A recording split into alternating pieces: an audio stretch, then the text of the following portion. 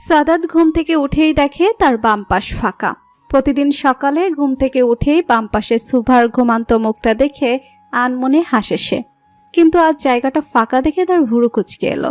রুমের আশেপাশে খুঁজতে শুরু করলো, কিন্তু রুমের কোথাও সুবা নেই। সাদাত রুম থেকে বেরিয়ে করিডোরেও সুবাকে খুঁজলো, কিন্তু সে নেই। বাসার কাজের মানুষকেও জিজ্ঞাসা করা হয়েছে, কিন্তু কেউ তার কোনো খবর জানে না। অবশেষে রুবাইয়ার কাছে জিজ্ঞাসা করায় সেও সবার মতো বলতে পারি না উত্তরটাই দিল। সাদাত এবার চিন্তায় পড়ে গেল, এত সকালে এই মেয়েটা গেল কোথায়। সাদাত কাউকে ফোন করার জন্য মোবাইলটা হাতে নিতেই বাসার মালি দাদু দৌড়ে এলো। সাদাত ভুরু কুচকে তাকাতে সে হাঁপাতে হাঁপাতে বলল, সাদ বাবা, বৌমণি কদম গাছে ঝুলছে। সাদাতের চোখ বড় বড় হয়ে গেল। গাছে ঝুলছে মানে? সাদাত কারো অপেক্ষা না করেই দৌড়ে বেরিয়ে গেল বাগানে। কদম গাছের দিকে তাকাতে সাদাতের চোখ স্থির হয়ে গেল। আস্তে আস্তে এগিয়ে গেল সেদিকে। আর সুবা, সে চোখ বন্ধ করে চিল্লাচ্ছে, কেউ আমাকে নামাও রে, আমি এখানে অসহায় ঝুলন্ত এক নারী, কেউ। বলতে বলতেই সুবা চোখ পড়ল সাদাতের দিকে। সাদাত রাগে চোখে তাকিয়ে আছে তার দিকে। বুকে হাত ভাঁজ করে দাঁড়িয়ে আছে সে। যা দেখে সুবা ঢোক গেল। সাদাত তার বর হলে কি হবে, তার প্রতি সুবার বিন্দুমাত্র ভয়ও কমেনি, বরং দিনকে দিন বাড়ছে। সাদাত নিজেও চায় না সুবার এই ভয়টা ভেঙে যাক। সে তো তার ভীতু বউটাকে বড্ড বেশি ভালোবাসে।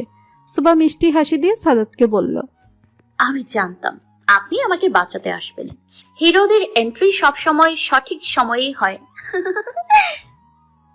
সাদাত চল শক্ত করে সুবার দিকে তাকিয়েছে এক দৃষ্টিতে। সাদাত কাট কাট গলায় বলল, তুমি এত সকালে এখানে কি করছো? সুবা আগের নেই হেসে বলল, কদম পাড়তে এসেছিলাম। সাদাত গম্ভীরভাবে বলল, তো কদম পাড়তে এসেছো ভালো কথা, সেই হিসেবে তোমার হাতে কদম থাকার কথা, কিন্তু এখানে তো উল্টো তুমি কদমের সাথে ঝুলছো, ব্যাপারটা কি? সুবা চুপ করে আছে। সাদাত যদি জানে যে সেই জোর করে গাছে উঠেছে, তাহলে আজ তার আর রক্ষে নেই। যদিও সাদাত বেশ বুঝতে পেরেছে আসল কাহিনী।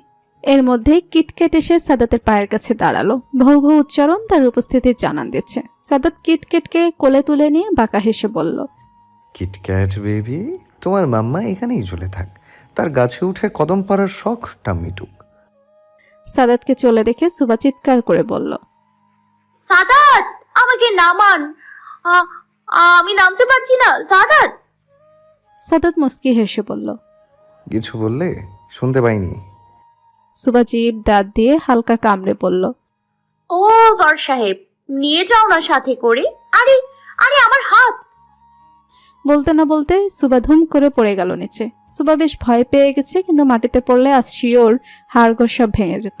সময় মতো সাদাত ধরলেও নিজেকে বাঁচাতে পারত না। সুবাকে সহ নিচে পড়ে গেল। কিটক্যাট ভেউ করে উঠতেই দুজনেই মাটি থেকে উঠে দাঁড়ালো। সাদাত আর চোখে সুবার দিকে তাকিয়ে আছে, আর সুবা একবার সাদাতের দিকে তাকিয়ে ভৌ দৌড় দিল। আর পিছু নিল সাদাত। দৌড়াতে দৌড়াতে সুবা রুবাইয়ের পেছনে চলে গেল। সাদাত অনেক ধরার চেষ্টা করছে আর তার সাথে বলছে, সুবা, সামনে আসো এক্ষুনি, আমি ধরলে কিন্তু খবর আছে। সুবা দৌড়াতে দৌড়াতে বলল, আর কখনো যাব না, সত্যি বলছি, কদমও পারবো না। সুবা দৌড়াতে দৌড়াতে রুমে চলে গেল। সাদাত এবার আস্তে আস্তে হেঁটে রুমের দিকে গেল। গিয়ে দেখে সুবা কাঁথা মুড়ি দিয়ে শুয়ে আছে। সাদাত একটা হাফ ছেড়ে বেড বক্সের 3 নম্বর ড্রয়ার থেকে ফার্স্ট এড বক্স বের করে খাটে সুবার পাশে বসলো। দুবার সুবাকে ডাকলো, সে কোনো সাড়া দেয় না। সাদাত মুচকি হেসে খাতা সরিয়ে দেখে সুবা চোখ থেকে পানি পড়ছে। সাদাত সুবার গাল 2 হাত ধরে কপালে আলতোভাবে চুমু দিল। কোথায় ব্যথা পেয়েছো? সুবা মাথা দুদিকে দুলিয়ে বলল, কোথাও না। সাদাত হেসে ফেলল। টেবিলের উপর থেকে একগুচ্ছ কদম এনে সুবার সামনে ধরল। সুবা মুখ ফুলিয়ে একবার ফুলগুলোর দিকে তাকিয়ে আবার চোখ সরিয়ে নিল। কি হলো, ফুলগুলো চাই না? এগুলোর জন্যই তো এত ঝোলাঝুলি। ব্যাস, সুবা এবার জোরেই কান্না করে দিল। সে বেশ টানে, এর জন্য সে তাকে কত খোঁটা শুনতে হবে সাদাতের কাছ থেকে। সাদাত তাকে জড়িয়ে ধরে হেসে ফেলল। সকালের নাস্তা শেষ করে সাদাত রুমে এসেই ভুরু কুচকে ফেলল। সুবাকে সে পড়া পড়তে দিয়ে গিয়েছিল, কিন্তু এই মেয়ে বইয়ের উপর মাথা রেখেই ঘুম। ভোর সকালে উঠে যে কাণ্ড ঘটিয়েছে তাতে ক্লান্ত হওয়ারই কথা। সাদাত তাকে ঠিক করে শুয়ে দিয়ে বেরিয়ে গেল নিজের কাছে। সাদাত একটা টেবিলে বসে হাতে পেপার ওয়েট নাড়াচাড়া করছিল, মুখে এক হিংস্র হাসি। সামনে দাঁড়ানো দানব আকৃতির লোকটাও তার চোখের দিকে তাকিয়ে ভয় পেয়ে গেল। সে বেশ ভালো করে বুঝতে পারছে তার রেহাই নেই।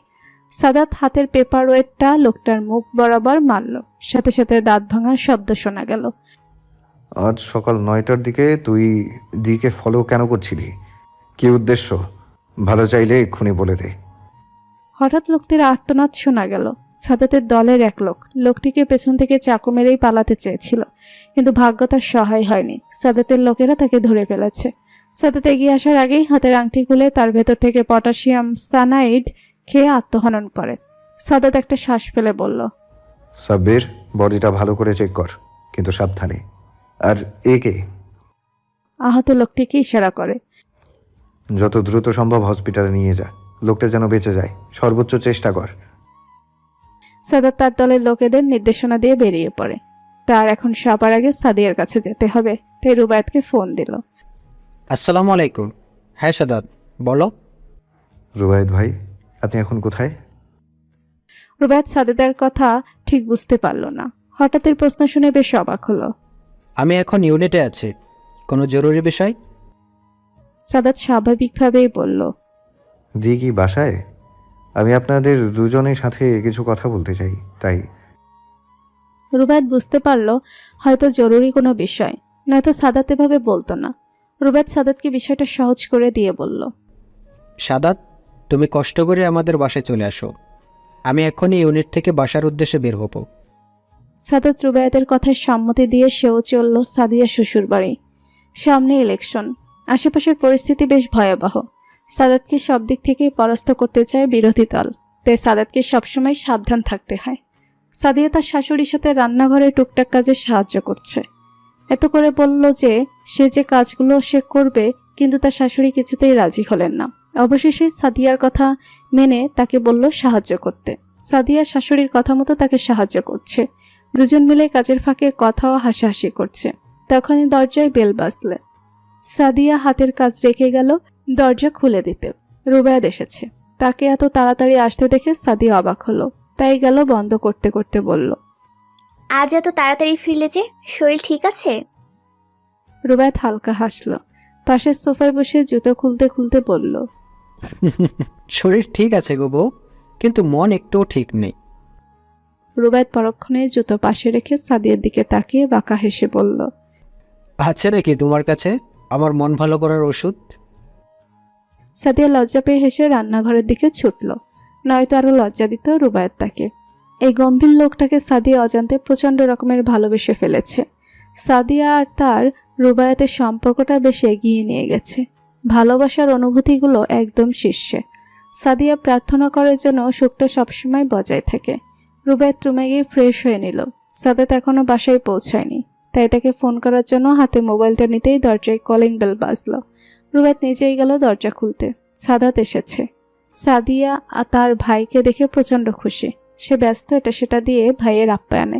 সাদাত বাসার সবার সাথে কুশল বিনিময় করে রুবায়েতকে ইশারা করলো। রুবায়েত ইশারা বুঝে পড়ল।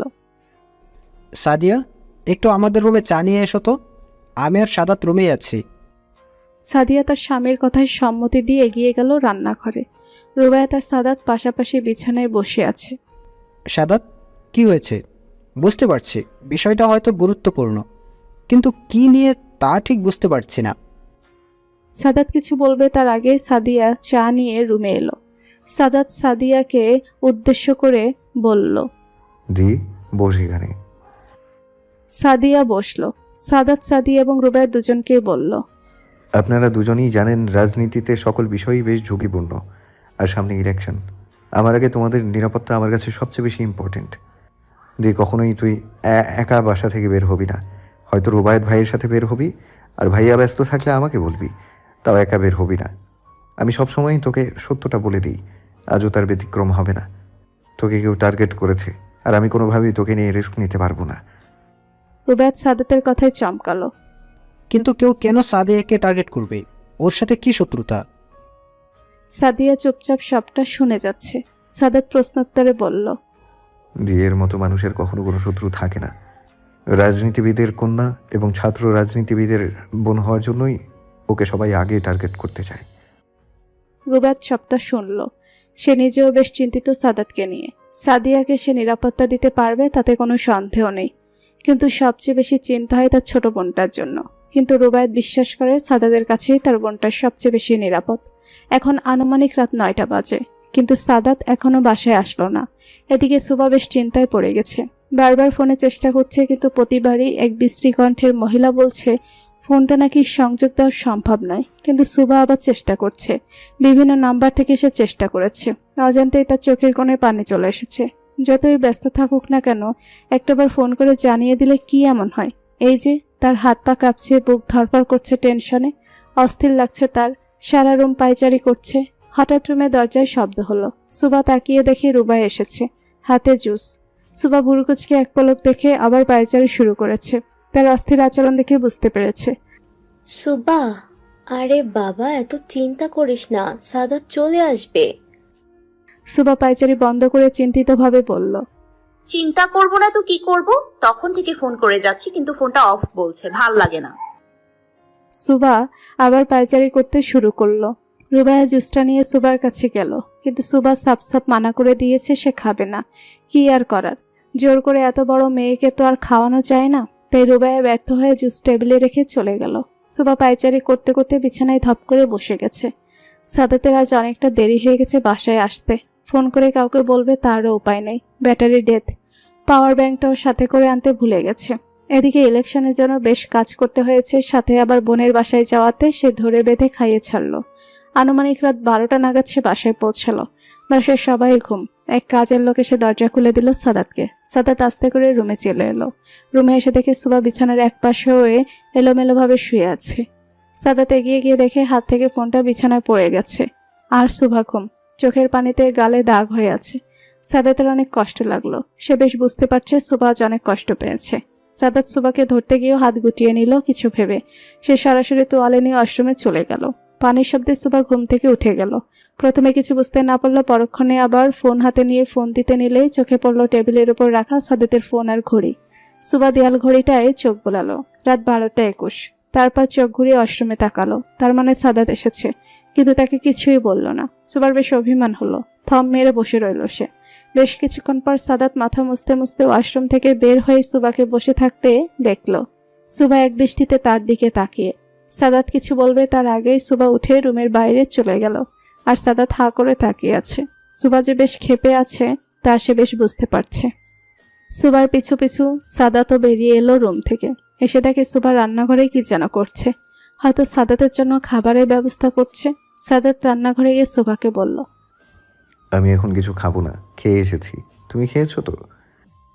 সুবা একবার সাদাতের দিকে তাকালো। তার এখন ইচ্ছে হচ্ছে সাদাতকে ধরে ঠান্ডা পানিতে চুবাইতে। রাগে তার শরীর রিরি করছে। প্লেটের খাবার ফ্রিজে ঢুকিয়ে এসে চলল রুমের দিকে। তার প্রতিটা পদক্ষেপ বলে দিচ্ছে যে সে কতটা ভয়ানক রেগে আছে। সাদাত নিজে অবাক হয়ে গেছে সুবাকে এমন রাখতে দেখে। বিয়ের পরে প্রথম সে দেরি করে বাসায় এসেছে। এর আগে তো প্রায়শই এমন দেরি করে বাসায় আসতো। তার কাছে বিষয়টা সাধারণ হলেও সুবার কাছে নয়। সাদাতও ছুটল সুবার পিছনে। এখন নিশ্চয়ই রেগে নিচে ঘুমাতে যাবে। মেয়েদের এই একটা সমস্যা, কিছু হলেই রাগ হয়, রুম থেকে বেরিয়ে যাবে, নয়তো মেঝেতে শুতে যাবে, তারপর কান্নাকাটি। উফ! সাদাত রুমে গিয়ে দেখে সুবা খাটে আধশোয়া হয়ে কাঁথা গায়ে দিচ্ছে। সাদাত হালকা কেসে উঠল নিজের ভুল ধারণার জন্য। সুবা এখনো চুপ, কোনো কথা বলছে না। সাদাত টেবিলের উপর জুসের গ্লাস দেখে বলল, এই জুসের গ্লাস এখানে কেন? সুবা কোনো কথা না বলে কাঁথা গায়ে দিয়ে শুয়ে পড়ল। সাদাত ভুরু কুঁচকে সুবার দিকে তাকালো। তারপর নিজে সুবার ডান পাশে শুয়ে পড়ল। সাদাতকে পাশে শুতে দেখে সুবা বাম দিকে মুখ করে শুয়ে পড়ে। তা দেখে সাদাত আধশোয়া হয়ে সুবাকে একটানে নিজের কাছে নিয়ে এলো। সুবা চোখ বন্ধ করে আছে। সাদাত সুবার কানের কাছে মুখ নিয়ে মৃদুস্বরে বলল, আচ্ছা বাবা, সরি তো, আসলে বুঝতেই পারিনি কিভাবে এত লেট হয়ে গেল। ফোনে চার্জ না থাকায় ফোনও দিতে পারিনি, সরি। এই এই শুভু! সাদাত একটা নিঃশ্বাস ফেলে আবার বলল, আমার বউটা আমার সাথে কথা বলে না কেন? এই শুভা, জানো আমি মনে করেছি তুমি রেগে মেঝেতে ঘুমাতে যাবে। সুবা এবার বেশ ক্ষেপে গিয়ে বলল, কেন আমার সাথে এক বিছানায় ঘুমোতে সমস্যা হচ্ছে? বেশি সমস্যা হলে নিজে অন্য জায়গায় ব্যবস্থা করুন, আমাকে ঘুমোতে দিন প্লিজ। বলেই সুবা আবার শুয়ে পড়ল। সাদাত পুরোপুরি অবাক হয়ে গেছে। যেই মেয়ে তাকে বাঘের মতো ভয় পেত সে আজ তার সাথে এইভাবে কথা বলল। সাদাত সুবার রাগ ভাঙাতে আবার বলল, আরে কাজ ছিল তো, তাই দেরি হয়ে গেছে। এরপর থেকে কাজ থাকলে সবার আগে তোমাকে বলে দিব। তাও রাগ করে থেকো না প্লিজ। হেই সুভা। সুবা কোনো কথা বলল না। সাদাত ব্যর্থ হয়ে সুবাকে পেছন থেকে জড়িয়ে ধরে তার পিঠে ঠোঁট ছোঁয়ালো। সুবা তৎক্ষণাৎ কেঁপে উঠল। সাদাত বিছানা থেকে উঠে পানি পান করতে গেলে দেখে জগে পানি নেই, তাই জগ নিয়ে নিজেই রান্নাঘরের দিকে গেল। পানি নিয়ে আসার সময় তার দেখা হয় রুবাইয়ের সাথে। রুবাইয়া তাকে দেখে বলে, আরে ভাইয়া, আপনি কখন আসলেন? সাদাত রুবাইয়াকে উত্তর দিল। এই তো আধা ঘন্টা হবে। রুবাইয়া আবার বলল, খাওয়া দাওয়া করেছেন? সুবাহ তো সেই বিকেল থেকে না খাওয়া। আসলে আপনি ফোন ধরছিলেন না দেখে ও অনেক প্যানিক হয়ে উঠেছিল। এটা ওর অভ্যাস। প্যানিক হয়েই হাত পা কেঁপে বুক ধড়ফড় করে, প্রচুর টেনশন করে, আরও অল্পতেই প্যানিক হয়ে যায়। আজও তাই হয়েছে। আমি তাকে কিছুই খাওয়াতে পারিনি। আপনার সাথে খেয়েছে তো কিছু, নয়তো আবার তার প্রেশার ফল করবে। সাদাত মনে মনে বেশ রেগে গেল। সুবা এখন পর্যন্ত না খাওয়া। সাদাত রুবাইয়াকে বিদায় দিয়ে পানি নিয়ে রুমে গেল। পানি বেড বক্সের উপরে রেখে সুবার দিকে তাকালো। সুবা আপাতত চোখ বুঝেই আছে। সে যে ঘুমায়নি তা সাদাত বেশ বুঝতে পারছে। সাদাত আবার রান্নাঘরে গিয়ে খাবার প্লেটে করে নিয়ে এলো। সুবার পাশে বসে তাকে ডাকলো। সুভা, এই ওঠো, আগে খাবারটা খাও, পরে ঘুমাবে। সুভা। সুবা কোনো প্রতিক্রিয়া জানালো না। সাদাত এবার সুবাকে হালকা করে ধাক্কা দিল। সুবা এবার ভুরু কুচকে বলল, কি সমস্যা? ঘুমাতে দিন। সাদাত গম্ভীর গলায় বলল। আগে খেয়ে নাও, তারপর ঘুম। ওঠো বলছি। সুবা এবার আর চোখে সাদাতের দিকে তাকাতেই দেখে সে রাগে চোখে তার দিকে তাকিয়ে আছে। সুবা ভুরু কুচকে কাঁথা মুড়ি দিয়ে দিল। সাদাত রেগে সুবার বাহু ধরে একটানে উঠিয়ে দিল। আর সুবা বিরক্তিপূর্ণ দৃষ্টি নিক্ষেপ করলো সাদাতের দিকে। সাদিয়া বিছানায় এপাশ ওপাশ করছে। তার ঘুম আসছে না। বেশ কয়েকদিন ধরেই তার এই সমস্যা হচ্ছে। পাশে রুবায়েত ঘুমিয়ে আছে। সাদিয়া রুবায়েতের দিকে ফিরে তার দিকে তাকিয়ে রইল। রুবায়েতের এক হাত সাদিয়ার পেটের উপর। রুবায়েতের দিকে তাকিয়ে সাদিয়া মুচকি হাসলো। সারাদিনের কাজের পর ক্লান্তিপূর্ণ চেহারা দেখে সাদিয়ার বেশ মায়া হয়। সাদিয়া আস্তে করে রুবায়েতের মাথায় হাত বুলিয়ে দিল। রুবায়েত আদর মাখা হাতের স্পর্শ পেয়ে সাদিয়ার আরও কাছে এগিয়ে এলো। হঠাৎ সাদিয়ার ফোন এলো। Unknown number. সাদিয়া সিদ্ধান্তহীনতায় ভুগছে যে তার কি ফোনটা তোলা উচিত। রাতে 1টার সময় কে ফোন দিবে অনেক ভেবে সাদিয়া ফোনটা তুলে নিল হাতে। এর মধ্যে ফোনের আওয়াজে রুবায়েতের ঘুম ভেঙে গেল। সে ভুরু কুচকে সাদিয়ার দিকে তাকালো। সাদিয়া তাকে বলল, আননোন নাম্বার থেকে ফোন আসছে, কি করব, তুলবো? রুবায়েত উঠে বসে। সাদিয়ার ফোনটা সেই রিসিভ করলো। হ্যালো, কে বলছেন? ওপাশ থেকে কোনো আওয়াজ এলো না। রুবায়েত ফোনটা হাতে নিয়ে দেখে লাইনটা কাটেনি, কিন্তু কোনো শব্দ আসছে না। রুবায়েত বেশ কয়েকবার কথা বলল, কিন্তু কোনো আওয়াজ না পেয়ে দেখে 2 সেকেন্ড আগে কলটা কেটে গেছে। রুবায়েত সাদিয়াকে জিজ্ঞেস করলো, আগেও কি এই নাম্বার থেকে ফোন এসেছিল? সাদিয়া নাবোধক উত্তর দিল। রুবায়েত আগত নাম্বারে আবার কল দিল, কিন্তু নাম্বার বন্ধ আছে। কে ফোন দিতে পারে এত রাতে সাদিয়াকে? সুবা রাগ দেখিয়ে সাদাতকে বলল, আমি এখন কিছুই খাবো না। আপনার খিদে পেলে আপনি খান বসে বসে, আমি এখন ঘুমাবো। বলেই সুবা শুতে নিলে সাদাত তার বাহু ধরে ফেলে। সুবা বিরক্তিপূর্ণ শব্দ মুখ থেকে বের করে হাত ছাড়াতে নিলে সাদাত তাকে জোরে একটা ধমক দিয়ে বলে, কি সমস্যা তোমার? মানুষের কাজ থাকে না? সারাদিন তোমাকে নিয়ে পড়ে থাকতে আমার হবে? অন্য কোনো কাজ থাকে না? দেরি হয়েছে তো কি করব? ফোন করে জানাতে পারিনি কারণ চার্জ ছিল না। সুবার চোখে পানি এসে গেছে সাদাতের ধমক শুনে। ভয়ে তো সে বেশ পেয়েছে, কিন্তু তার চেয়ে বেশি পেয়েছে কষ্ট। টলমলে চোখে সুবা বলল, অন্য কারোর ফোন ছিল না? যাই হোক, আমি কখনোই আপনাকে বলিনি আমাকে নিয়ে সারাদিন থাকতে। আমার মনেও পড়ে না যে আমি আপনার সাথে কখনো সারাদিন একসাথে কাটিয়েছি। তবু আজ এই কথা শুনতে হলো। আমি বুঝতে পেরেছি, আর আপনাকে সরিও বলছি। আর ভাবতে হবে না আমার জন্য। সুবা আবার শুতে নিলেই সাদাত বিরক্ত হয়ে আবার বলল, আমার বাড়িতে থাকতে হলে আমার কথা শুনে চলতে হবে। আমি তোমাকে খাবার খেতে বলেছি, তাই তুমি খাবারটা খেয়েই ঘুমাবে, এটাই শেষ কথা। সুবা অবাক চোখে সাদাতের দিকে তাকিয়ে আছে। খুব শান্ত গলায় সে বলল, খোটা দিচ্ছেন? বলেই সুবা তার হাত থেকে প্লেট নিয়ে বিছানা থেকে নেমে নিচে বসে খাবারটা শেষ করলো। মাঝে বেশ কয়েকবার বিষম খেয়েছে, কিন্তু তাতে তার কোনো ভ্রুক্ষেপ ছিল না।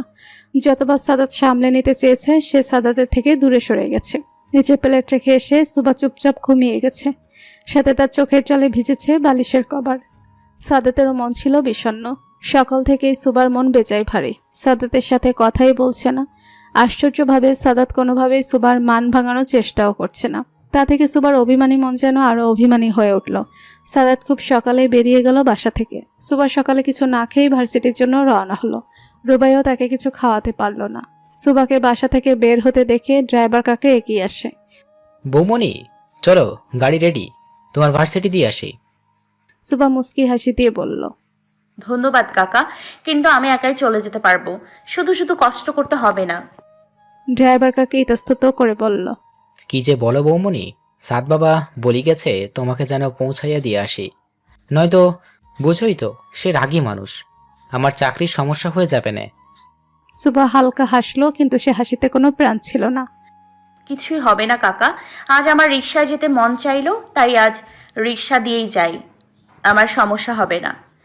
সুবাকে ড্রাইভার কাকা অনেক জোর করার পরও সুবা একাই বেরিয়ে গেল। সামনের রাস্তা থেকে রিক্সা ডেকে উঠে পড়ল সে। সুবা যেতে ড্রাইভার কাকা সাদাতকে ফোন করলো। সাদ বাবা, বৌমণি আমার কোনো কথাই শুনলো না, আমি অনেক করে কইছি, তাও একই, রিক্সা ডাইকা চলে গেল। সাদাত রেগে গেলেও চুপ থাকলো। এই মেয়ে কি তাকে শাস্তি দিবে না? সাদাত নিজের গাড়ির চাবি নিয়ে অফিস থেকে বেরিয়ে গেল। রুবায়েত ক্যান্টনমেন্ট যাবে, তাই পোশাক পরে তৈরি হচ্ছে। হঠাৎ করেই তার সিও তাকে জরুরি তলব করেছে। রুবায়েত কিছু একটা ভেবে সাদিয়াকে ডাক দিল। সাদিয়া, একটু এদিকে আসো তো। সাদিয়া রান্নাঘরে রান্না রেখে রুমে ছুটে এলো। হ্যাঁ বলো, কিছু দরকার? রুবায়েত সাদিয়ার দিকে তাকিয়ে বলল, তোমার ফোনটা আমি নিয়ে যাচ্ছি। ওই ড্রয়ারে একটা বাটন ফোন আছে, এটা এমনিতেই বাসায় পড়ে থাকে। আমার একটা সিমও কানেক্ট করা আছে, যদি ফোন দিতে হয় তো ওটা দিয়ে দিও, নয় আম্মুর থেকে ফোন নিও। আজ তো মনে হয় আম্মুর অফ ডে। সাদিয়া হোম বলে তার ফোনটা রুবায়েতকে এগিয়ে দিল। রুবায়েত মুস্কি হেসে সাদিয়ার কপালে ঠোঁট ছোঁয়ালো। সাদাত ভার্সিটিতে এসেছে প্রায় আধা ঘন্টা হয়ে গেল, কিন্তু সুভা এখনো পৌঁছায়নি। সাদাত ভিতরে খোঁজ পাঠালেও সুভার দেখা মেলেনি, তাই সাদাত ক্যাম্পাসের মেন গেটেই দাঁড়িয়ে রইল। সুভার ক্লাস 10টা থেকে, কিন্তু এখন 10টা 10 বাজে। এর আগে কখনোই সুভা এমন দেরি করেনি। সাদাত তখন থেকে সুভাকে ফোন করে যাচ্ছে, কিন্তু ফোনটা অফ বলছে। প্রথমে ভেবেছে হয়তো রাগ করে ফোন অফ রেখেছে, কিন্তু এবার সাদাতের রীতিমতো চিন্তা হচ্ছে। সে তার এক জুনিয়রের থেকে তার বাইকটা নিয়ে বেরিয়ে পড়ল। কোথাও সুভাকে পেল না সাদাত। সাদিয়াকেও ফোন করেছে যে সেখানে আছে কিনা, কিন্তু না, সুভাকে কোথাও পাওয়া যাচ্ছে না। সাদাতের বুকের ভেতর ক্রমশ ভয় বাড়ছে। সে সকল প্রকার ফোর্স লাগিয়ে দিল সুভাকে খুঁজতে। রুবায়েত বসে নেই। গেল কোথায় মেয়েটা? ঘণ্টাখানিকের ভেতর এভাবে কিভাবে গায়েব হয়ে গেল? সাদাত অস্থির হয়ে সুভাকে খুঁজে চলেছে। ফোনের উপর ফোন দিচ্ছে, কিন্তু এই মেয়ের কোনো খোঁজ পাওয়া যাচ্ছে না। হঠাৎ করে সাদাতের মনে হলো তার বুকে মাত্রাতিরিক্ত খালি খালি লাগছে। এই অসহ্য যন্ত্রণা হচ্ছে। ইচ্ছে হচ্ছে সবকিছু তছনছ করে দিতে। সাদাত বাইকে করে ভার্সিটির ডান দিনে একটা লেক আছে, সেদিকে ছুটছে।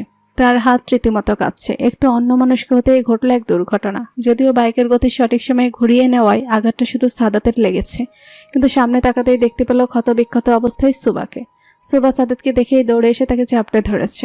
সাদাত ভয় পেয়ে গেছে সুবাকে এভাবে দেখে। সুবা সরাসরি কাঁপছে। সাদাত নিজেও সুবাকে চাপড়ে ধরল। সুবার চোখ বেয়ে পানি ঝরছে। সাদাত সুবার দুগালে হাত দিয়ে চোখের পানি মুছে দিল। তারপর অস্থির কণ্ঠে বলল, কি হয়েছে সুভা? তোমার এই অবস্থা কি করে হলো? কোথায় ছিলে তুমি? কে করেছে এই অবস্থা? বলো কিছু। হেই! সাদাত নিজেও বুঝতে পারছে না যে সে অস্থিরতার কারণে খুব ধমকের স্বরেই কথাগুলো বলে ফেলেছে। সুবা তাদের কথায় কেঁপে উঠছে। সুবার কিছু নিতে পারল না, সে সাদাতের কোলেই জ্ঞান হারিয়েছে। সাদিয়া, রুবায়েত সহ বাড়ির সবাই উপস্থিত হয়েছে হাসপাতালে। সাদাতকে বিধ্বস্ত অবস্থায় বসে থাকতে দেখে তার দিকে এগিয়ে গেল সাদিয়া। তার মনটা বেশ অস্থির। যখন থেকে শুনেছে সুবার অবস্থা, তখন থেকে আল্লাহর কাছে তার জন্য দোয়া করছে। সাদাত এক মনে কত কিছু ভেবে যাচ্ছে। কি হয়েছিল সুবার সাথে? কে নিয়ে গিয়েছিল তাকে? সাদিয়াটাকে সাদাত আর তাকে ডাক দিল, তাকালো। সাদ, চিন্তা করিস না, সুভা ঠিক হয়ে যাবে। কিন্তু কিছুতেই বুঝতে পারছি না সুভা হঠাৎ করে কিভাবে উধাও হলো, আবার ফিরেও এলো এইভাবে। এখন তো শুধু ওর নিজে এই প্রশ্নের উত্তরগুলো দিতে পারবে। সাদাত শুধু একবার সাদিয়ার দিকে তাকিয়ে মাথা নাড়ল। সাদিয়া তার ভাইয়ের পাশে বসে রইল। তার মাথাটা ঘুরছে। হাসপাতাল এমন একটা জায়গা যেখানে সুস্থ মানুষ গেলেও পরিবেশ আর হাহাকারে অসুস্থ অনুভব করে। বেশ কিছুক্ষণ পর একজন মহিলা ডাক্তার সুবার কেবিন থেকে বেরিয়ে এলেন। সে পরিবারের সকলের মাঝ থেকে শুধুমাত্র সাদাতকে ডাকলো। সাদাত এগিয়ে আসতেই তাকে বলল, প্লিজ আপনি একটু আমার কেবিনে আসুন, কিছু জরুরি কথা বলার ছিল। সাদাত যেন আরো এলোমেলো হয়ে গেল। তার অনেক ভয় লাগছে, তবুও সাহস করে এগিয়ে গেল ডাক্তারের কেবিনে। দেখুন মিস্টার সাদাত, আপনি সুবার হাজবেন্ড, তাই আপনাকেই কথাটা বলছি। সুভাকে মোলেস্ট করার চেষ্টা করা হয়েছে, যদিও তারা পুরোপুরিভাবে সফল হননি, কেননা তার জননাঙ্গলে আমরা কোনো প্রকার ক্ষতি পাইনি। কিন্তু সুভার মানসিক অবস্থা অনেকটাই খারাপ। তার জ্ঞান ফেরার পর সে ঠিক কিভাবে আচরণ করবে তা এখন বলা যাচ্ছে না, কিন্তু তার সাথে আপনাদের নর্মাল আচরণ করতে হবে, বিশেষ করে আপনাকে। সাদাত চুপচাপ সবটা শুনল। আস্তে আস্তে তার হাতের মুঠ শক্ত হয়ে এলো। সে ডাক্তারের দিকে তাকিয়ে কঠিন গলায় বলল, আমি আমার সুভাকে সুস্থ অবস্থায় দেখতে চাই, বাকিটা আমি বুঝে নেব। সাদাত ঝড়ের গতিতে কেবিন ত্যাগ করল। কাউকে কিছু না বলেই হাসপাতাল থেকে বেরিয়ে গেল। সবাই সন্দেহজনকভাবে তাকিয়ে রইল তার যাওয়ার দিকে। প্রায় ঘন্টা দুয়েক পরে সাদাত সাদিয়ার ফোন পেয়ে ছুটে এলো হাসপাতালে। এসে দেখে বিধ্বস্ত অবস্থায় সুবা অস্থির আচরণ করছে। সে কাউকেই সহ্য করতে পারছে না। সামনে যা পাচ্ছে তাই এর গায়ে ওর গায়ে ছুঁড়ে মারছে। হাত থেকে ক্যানোলা খুলে ফেলায় সেখান থেকে ফিনকি দিয়ে রক্ত পড়ছে, কিন্তু তাতে তার কোনো ভ্রুক্ষেপ নেই। হঠাৎ একটা কাচের স্যালাইনের বোতল হাতে ছুঁড়ে ফেলবে এমন সময় সাদাতকে দেখে থেমে যায়। সাদাত সুবার দিকে তাকিয়ে থমকে গেছে। তার সারা মুখ লাল হয়ে আছে, বাম হাত বেয়ে রক্ত ঝরছে। সাদাতকে দেখে সে বোতলটা আস্তে করে পাশের টুলে রেখে দিল। আস্তে আস্তে সাদাতের কাছে এসে তাকে জড়িয়ে ধরে কান্না শুরু করলো। এই কান্না সহ্য করার ক্ষমতা হয়তো কারোরই নেই। তার কান্নায় হাহাকার স্পষ্ট। সাদাত চুপ করে আছে। সুবার কান্নার গতি কমে আসলে সে আস্তে করে সুবার হাত ধরে তাকে বিছানায় বসিয়ে দেয়। সুবাও বাধ্য মেয়ের মতো আচরণ করছে। সাদাত চুপচাপ ডাক্তারকে ইশারা দিতে সে এসে সুবাকে চিকিৎসা দিচ্ছেন।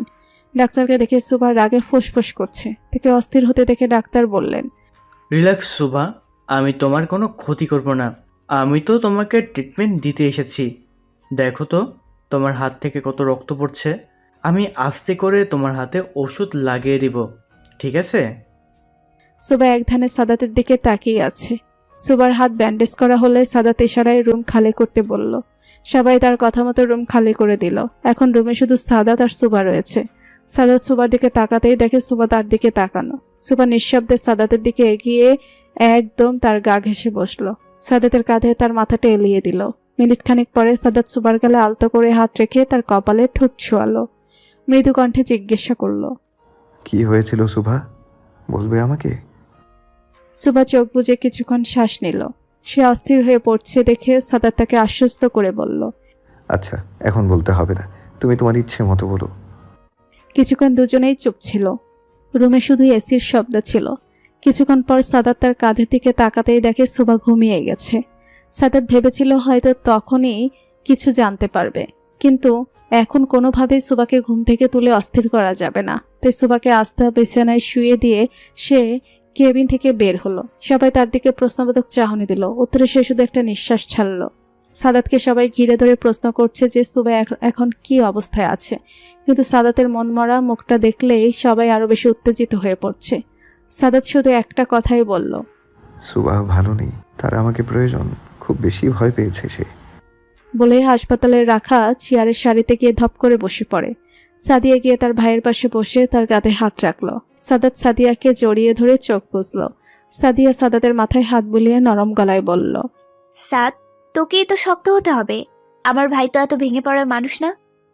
সাদাত চোখ বন্ধ থাকা অবস্থায় কাঁপা কণ্ঠে বলল, দি, আমার ভাবতেই গা শিউরে উঠেছে, আমার ভাবতেই গা শিউরে উঠছে।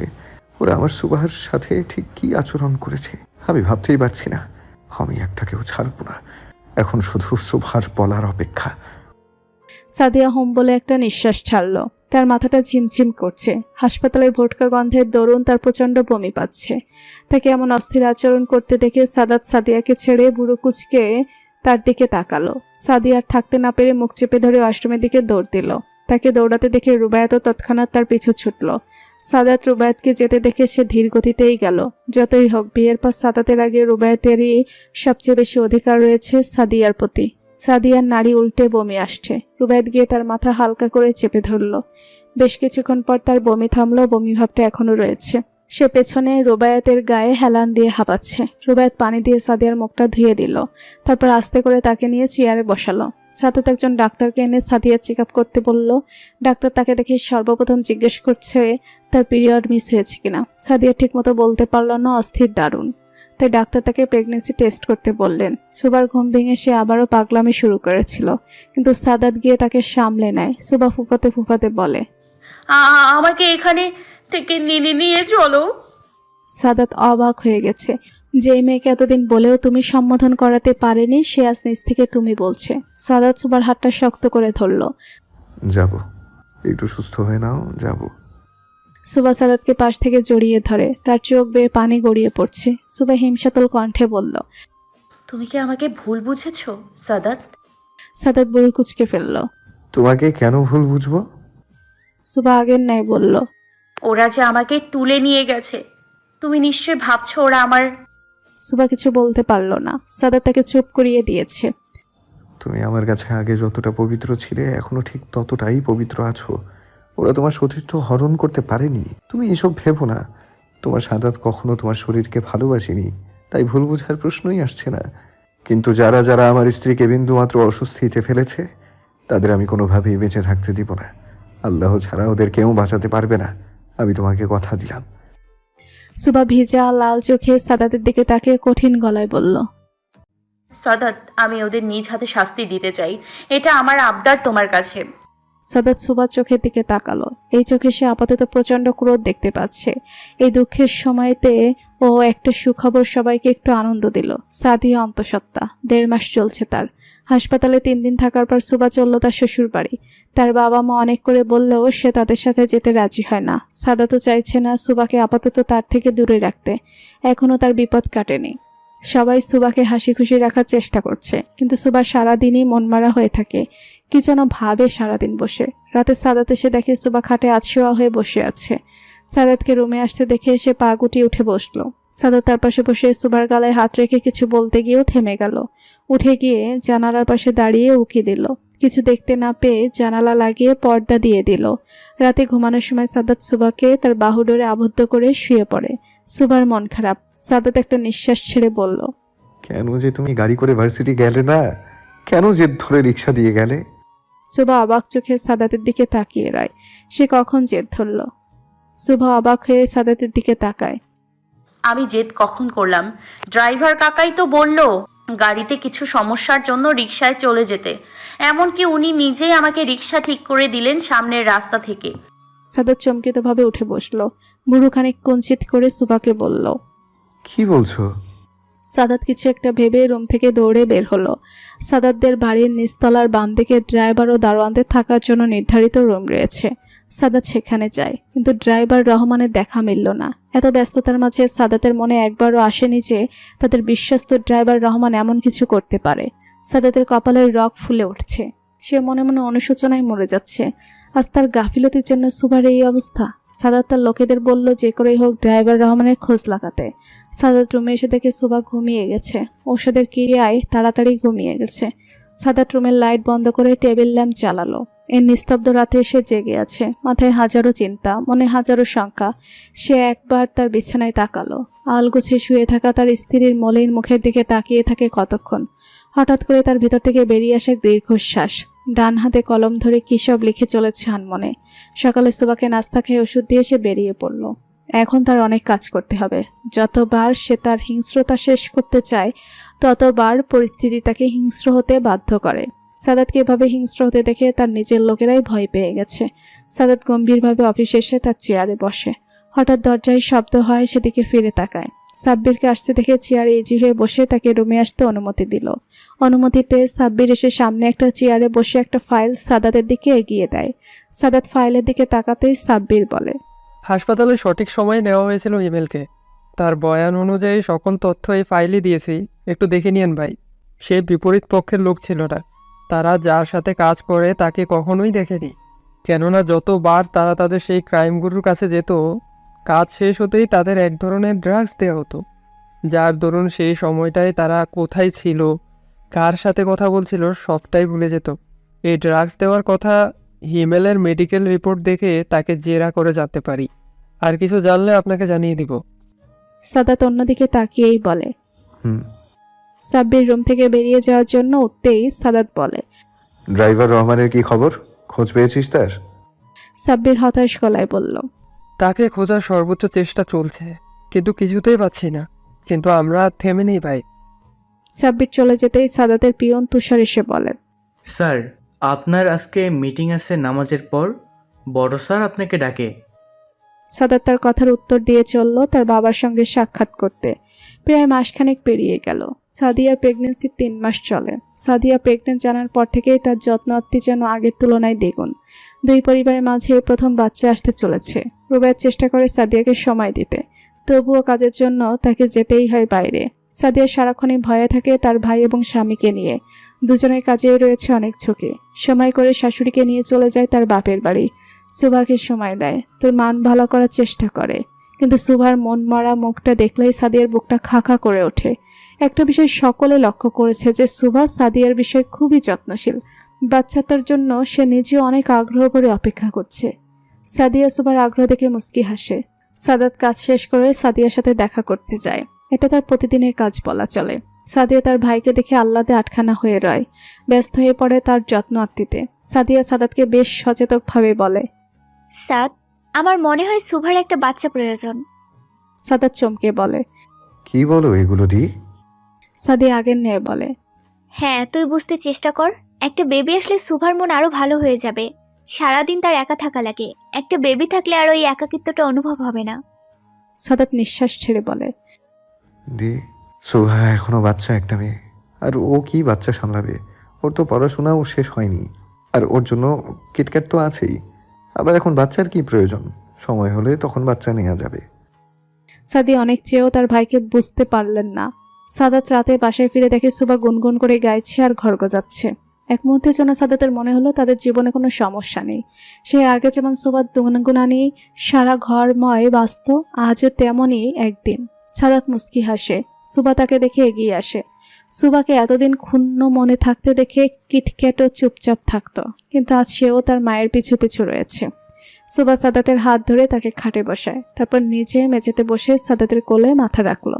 সুভার দেখা দেখি কিটকাট খাটের উপর উঠে সাদাতের গা ঘেঁষে মাথায় এলিয়ে দিল। এদের কাণ্ড দেখে সাদাত হালকা হাসলো। দুজনের মাথায় হাত বুলিয়ে জিজ্ঞাসা করলো, কি ব্যাপার? আজ মা বাচ্চা দুজনেই আদর খেতে চলে এসেছে। সুভা একটা শ্বাস ফেলল, সাদাতের দিকে তাকিয়ে বলল, এমনি মন চাইলো তাই। তুমি ফ্রেশ হয়ে এসো, আজ তোমাকে অনেক কিছু বলার আছে। সাদাত অবাক হয়ে সুভার দিকে চেয়ে রয়। সাদাতের দিক থেকে চোখ ঘুরিয়ে সুভা অন্যদিকে তাকিয়ে বলতে শুরু করলো, সেদিন আমাকে যখন ড্রাইভার কাকা রিক্সা করে দিল, সে ইতস্তত করছিল। আমি তেমন কিছু মনে না করে রিক্সা করে ভার্সিটির উদ্দেশ্যে রওনা হই। রিক্সা প্রথমে ধীরেই চলছিল, কিন্তু আস্তে আস্তে এর গতি বাড়তে লাগলো। আমি যখন বললাম আস্তে রিক্সা চালাতে, লোকটা আস্তেও তো দূর, বরং আরো জোরে চালাতে শুরু করলো। হঠাৎ মুখের ওপর তারা ক্লোরোফর্ম স্প্রে করলো। এর উদ্ভট গন্ধেই বুঝতে পেরেছি আমি। তখনই বুঝে যাই যে আমার সাথে খারাপ কিছু হতে চলেছে, কিন্তু চিৎকার করার সময়ও পেলাম না। দুই পাশ থেকে 2টা মাইক্রোবাস এসে এমনভাবে চেপে ধরলো যে সুভা ঢোক গিলল। সে সামান্য কিছুতে আতঙ্কিত হয়ে যায়, আর এখানে তার সাথে এত ভয়ঙ্কর ঘটনা ঘটেছে। সাদাত সুভার কাঁধ ধরে বলে, হয়েছে, আজ আর বলতে হবে না। সুভা হালকা হেসে চোখ খুলে সাদাতের কোলে মাথা দিয়ে শুয়ে আবার বলে, মনে হচ্ছিল ওই দিনই আমার শেষ দিন। আমি তাও চিৎকার করেছি, কিন্তু লোকে কিভাবে শুনবে। বাস 2টা অনেক হর্ন দিচ্ছিল। ততক্ষণে ক্লোরোফর্মও কাজ করা শুরু করে দিয়েছে। হাত পা অবশ হয়ে আসে। আমি ঢলে পড়ে যেতে নিতেই রিক্সা তৎক্ষণাৎ থেমে যায়, আর কেউ আমাকে কোলে তুলে নেয়। যখন জ্ঞান ফেরে তখন এক অন্ধকার রুমে নিজেকে আবিষ্কার করি। জায়গাটা অনেক অন্ধকার ছিল, চারপাশে ভোটকা গন্ধ নাকে আসছিল। আমাকে মেঝেতেই শুয়ে রাখা হয়েছিল। আস্তে উঠে দেখি রুমটা একদম ফাঁকা। চিৎকার করতে যেয়ে ভাবলাম এখানে আমার চিৎকার শোনার কোনো মানুষ নেই। যারা রয়েছে তারা জানোয়ার ছাড়া কিছুই না।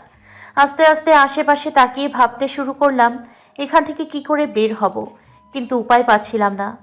তখন দেখতে পেলাম একটা ভাঙা দরজা। দরজাটা খুলতে ক্যাচ ক্যাচ করে শব্দ তৈরি হতেই জানোয়ারগুলো টের পেয়ে যায়। আমি দৌড়াবার আগেই আমার চুলগুলো টেনে ধরে। দেখো, এইভাবে। সুভা হাত দিয়ে দেখায় তারা ঠিক কিভাবে চুল ধরেছিল। চোখের কোণে পানি এসে ভিড় করেছে বহুক্ষণ আগে। সাদাত সুভার হাত টেনে তার কাছে এনে কপালে ঠোঁট ছুঁয়ে রাখে। তার চোখ লাল হয়ে আছে। সুভা কিছুক্ষণ শব্দ করে কাঁদে। তার কান্না বেগ কিছুটা কমে এলে আবার বলে, আমার চুল ধরে টেনে মেঝেতে ফেলে দেয়। অকথ্য ভাষায় গালি দিতে থাকে। ওরা একদলে 4-5 জন হবে। আমি অনেক চেষ্টা করি, ওদের কাছে মিনতি করি, তবুও তাদের পাষাণ হৃদয় গলতে অক্ষম। হঠাৎ করে একটা লোক এসে আমার কোমর স্পর্শ করে, খুবই বাজে ভাবে। তার মুখ আমার গলায় ছোঁয়াতে চায়। আমি চেষ্টা করতে থাকি নিজেকে ছাড়াতে, কিন্তু সামনের লোকটা ছটফট করতে থাকে আমার কাছে আসার জন্য। ওই লোকটা আমার চুল ধরেছিল। ওর মধ্যেই সামনে দাঁড়িয়ে থাকা একটা লোক সেই লোকটাকে উদ্দেশ্য করে বলে, কবির থাইম বাজা, স্যারে কইছে মায়া ডারে কিছু করুন যাইব না, অক্ষত দিতে কইছে। পাশে থেকে আরেক লোক বলল, আরে কবিরের জীবনেও ওই মাইয়াগুছ হয় নাই, তাই এইভাবে দেখা এর মেশিন খারাইয়া গেছে। আমি এত বিশ্রী ভাষা নিতে পারছিলাম না। পাশে তাকাতেই দেখি একটা চেয়ারের ভাঙা অনেক অংশ পড়ে আছে। আমি আমার উপর লোকটার ঘাড়ে এক বিশ্রী কামড় বসিয়ে দিতেই লোকটি জোরে আর্তনাদ করে পাশে গড়িয়ে পড়ল। তাড়াতাড়ি উঠে গিয়ে সেই ভাঙা অংশগুলো থেকে একটা অংশ উঠিয়ে পেটাতে শুরু করলাম সামনে যাকে পাচ্ছি তাকে। পেটাতে পেটাতেই সেই দরজা দিয়ে অনেক কষ্টে বের হয়ে দৌড় দিয়েছি। আগে পিছিয়ে ডানে বামে কিচ্ছু দেখিনি, কিন্তু বের হওয়ার আগে আমি সেই কবির নামের লোকটার লজ্জাস্থানে সর্বশক্তি দিয়ে আঘাত করে এসেছি। আমার আমানত জোয়ার মতো দুঃসাহস করেছে সে। পরে দৌড়তে দৌড়তে তোমার সামনে এসে পড়েছি। সুবা সবটা বলে সাদাতের বুকে মাথা দিয়ে রাখে। সাদাত তাকে জড়িয়ে ধরে মাথায় চুমো খায়। সুবা কাঁদছে, তাকে আবারও সেই দুঃস্বপ্ন তাড়া করছে। সাদাত সুবার গাল ধরে তার দিকে ফিরালো। কাঁদতে কাঁদতে তার নাক মুখ লাল হয়ে আছে। সাদাত বলল, সুভা, এদিকে তাকাও, আমার দিকে। সুবা তার দিকে তাকিয়ে চোখ খুলতে তার চোখের কোনা বেয়ে ফোটায় ফোটায় পানি পড়তে লাগে। সাদাত একটা ঢোক গিলে বলে, আজ তোমার সকল বিষণ্ণ অনুভূতি আমার পবিত্র স্পর্শ দিয়ে মুছে দেব। তুমি এখনো পবিত্র। আজ থেকে তোমার মনে আর কোনো সংশয় থাকবে না। আজ আমি তোমাকে আমার মতো করে স্পর্শ করব, যেন সেই কালো প্রহর তোমার মনেই না আসে। সুবা লজ্জা পেল। কিটকেট কি বুঝলো জানা নেই, তবে সে সাদাতের দৃষ্টি পেতেই আস্তে করে রুমের বাইরে চলে গেল। সাদাত উঠে রুমের দরজা লাগিয়ে সুবার কাছে এসে তাকে কোলে তুলে ওয়াশরুমের দিকে হাঁটা দিল। সুবা লজ্জায় সাদাতের বুকে বিনা সংকোচে মুখ গুজল। এক দীর্ঘ ভালোবাসাময় রাত কাটল সুভার। এখনও সে সাদাতের বাহুডোরে আবদ্ধ। বাইরে আকাশটা মেঘাচ্ছন্ন, ঠান্ডা বাতাসে পর্দাগুলো বিনা বাধায় উড়ে চলেছে। সকালটা বড্ড স্নিগ্ধ লাগছে। সুবা উঠে বসে, গায়ে চাদরটা আরেকটু চেপে ধরে নিজের গায়ে। ডান পাশে সাদাত গভীর ঘুমে। সুবা শুনেছে যে স্বামী স্ত্রীর ডান পাশে এবং স্ত্রী স্বামীর বাম পাশে ঘুমানো সুন্নত। এতে সংসারে অশান্তি কমে। এর জন্য সুবা কখনোই সাদাতকে তার বাম পাশে শুতে দেয় না। সাদাতও আর তাকে ঘাটায়নি। সুবা হালকা এসে উঠে পড়ল। ডাইনিং টেবিলে খাবার পরিবেশন করছে রুবাইয়া। এর মধ্যেই সুবার আগমন ঘটে সেখানে। সুবার ঠোঁটে এক তৃপ্তির হাসি ফুটে আছে। রুবাইয়া নিজের বোনকে দেখে হালকা হাসল। তার বুঝতে বাকি নেই, সুবার সাথে টুকটাক কথা বলতে বলতে দু বোনে হাতে হাতে কাজ করতে লাগলো। এর মাঝেই ধাপ ধুপ করে হাজির হলো আরফান। সে রুবাইয়াকে ডাকে, রুবা, এদিকে একটু আসো, তোমার সাথে কথা আছে। দেখা গেল রুবাইয়া তার কথা না শুনে রান্নাঘরে চলে গেল। সুভা রুবাইয়াকে এভাবে অভিমান করতে দেখে আরফানের দিকে তাকিয়ে বলল,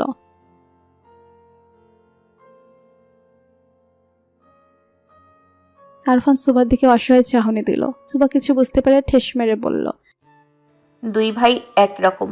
এরা পারে খালি দেরি করে বাসায় আসতে। একদম ঠিক হয়েছে। এই আপু, তুই তো এত সহজে মানবি না। 2 দিন পর বাবা হবে আর সে এখন দেরি করে বাসায় আসে, বউকে একা রাখে। আরফান অবাক চোখে তাকিয়ে থাকে। তারপর হুট করে রান্নাঘর থেকে আসা রুবাইয়াকে চাপড়ে ধরে। তার চোখে খুশির পানি। সুবা অবাক হয়ে তাকিয়ে আছে। তাহলে কি রুবাইয়া তার প্রেগনেন্সির কথা কাল আরফানকে বলেনি? এর জন্যই তো কষ্ট করে দুবনে ঘর সাজালো, সুন্দর করে কার্ড বানালো, যাতে লেখা ছিল আমি আসছি বাবা। রুবাইয়া কেঁদে ফেলল। আরফান তার বউকে কোলে তুলে নিয়ে চলল রুমের দিকে। আগে বউয়ের মান ভাঙাতে হবে। সুবা তাদের দুজনের দিকে তাকিয়ে হাসলো। রান্নাঘর থেকে কফি নিয়ে চলল স্বামী সেবা করতে। সাদাত উপু থেকে ঘুমাচ্ছিল। সুবা গিয়ে তাকে রাখলো।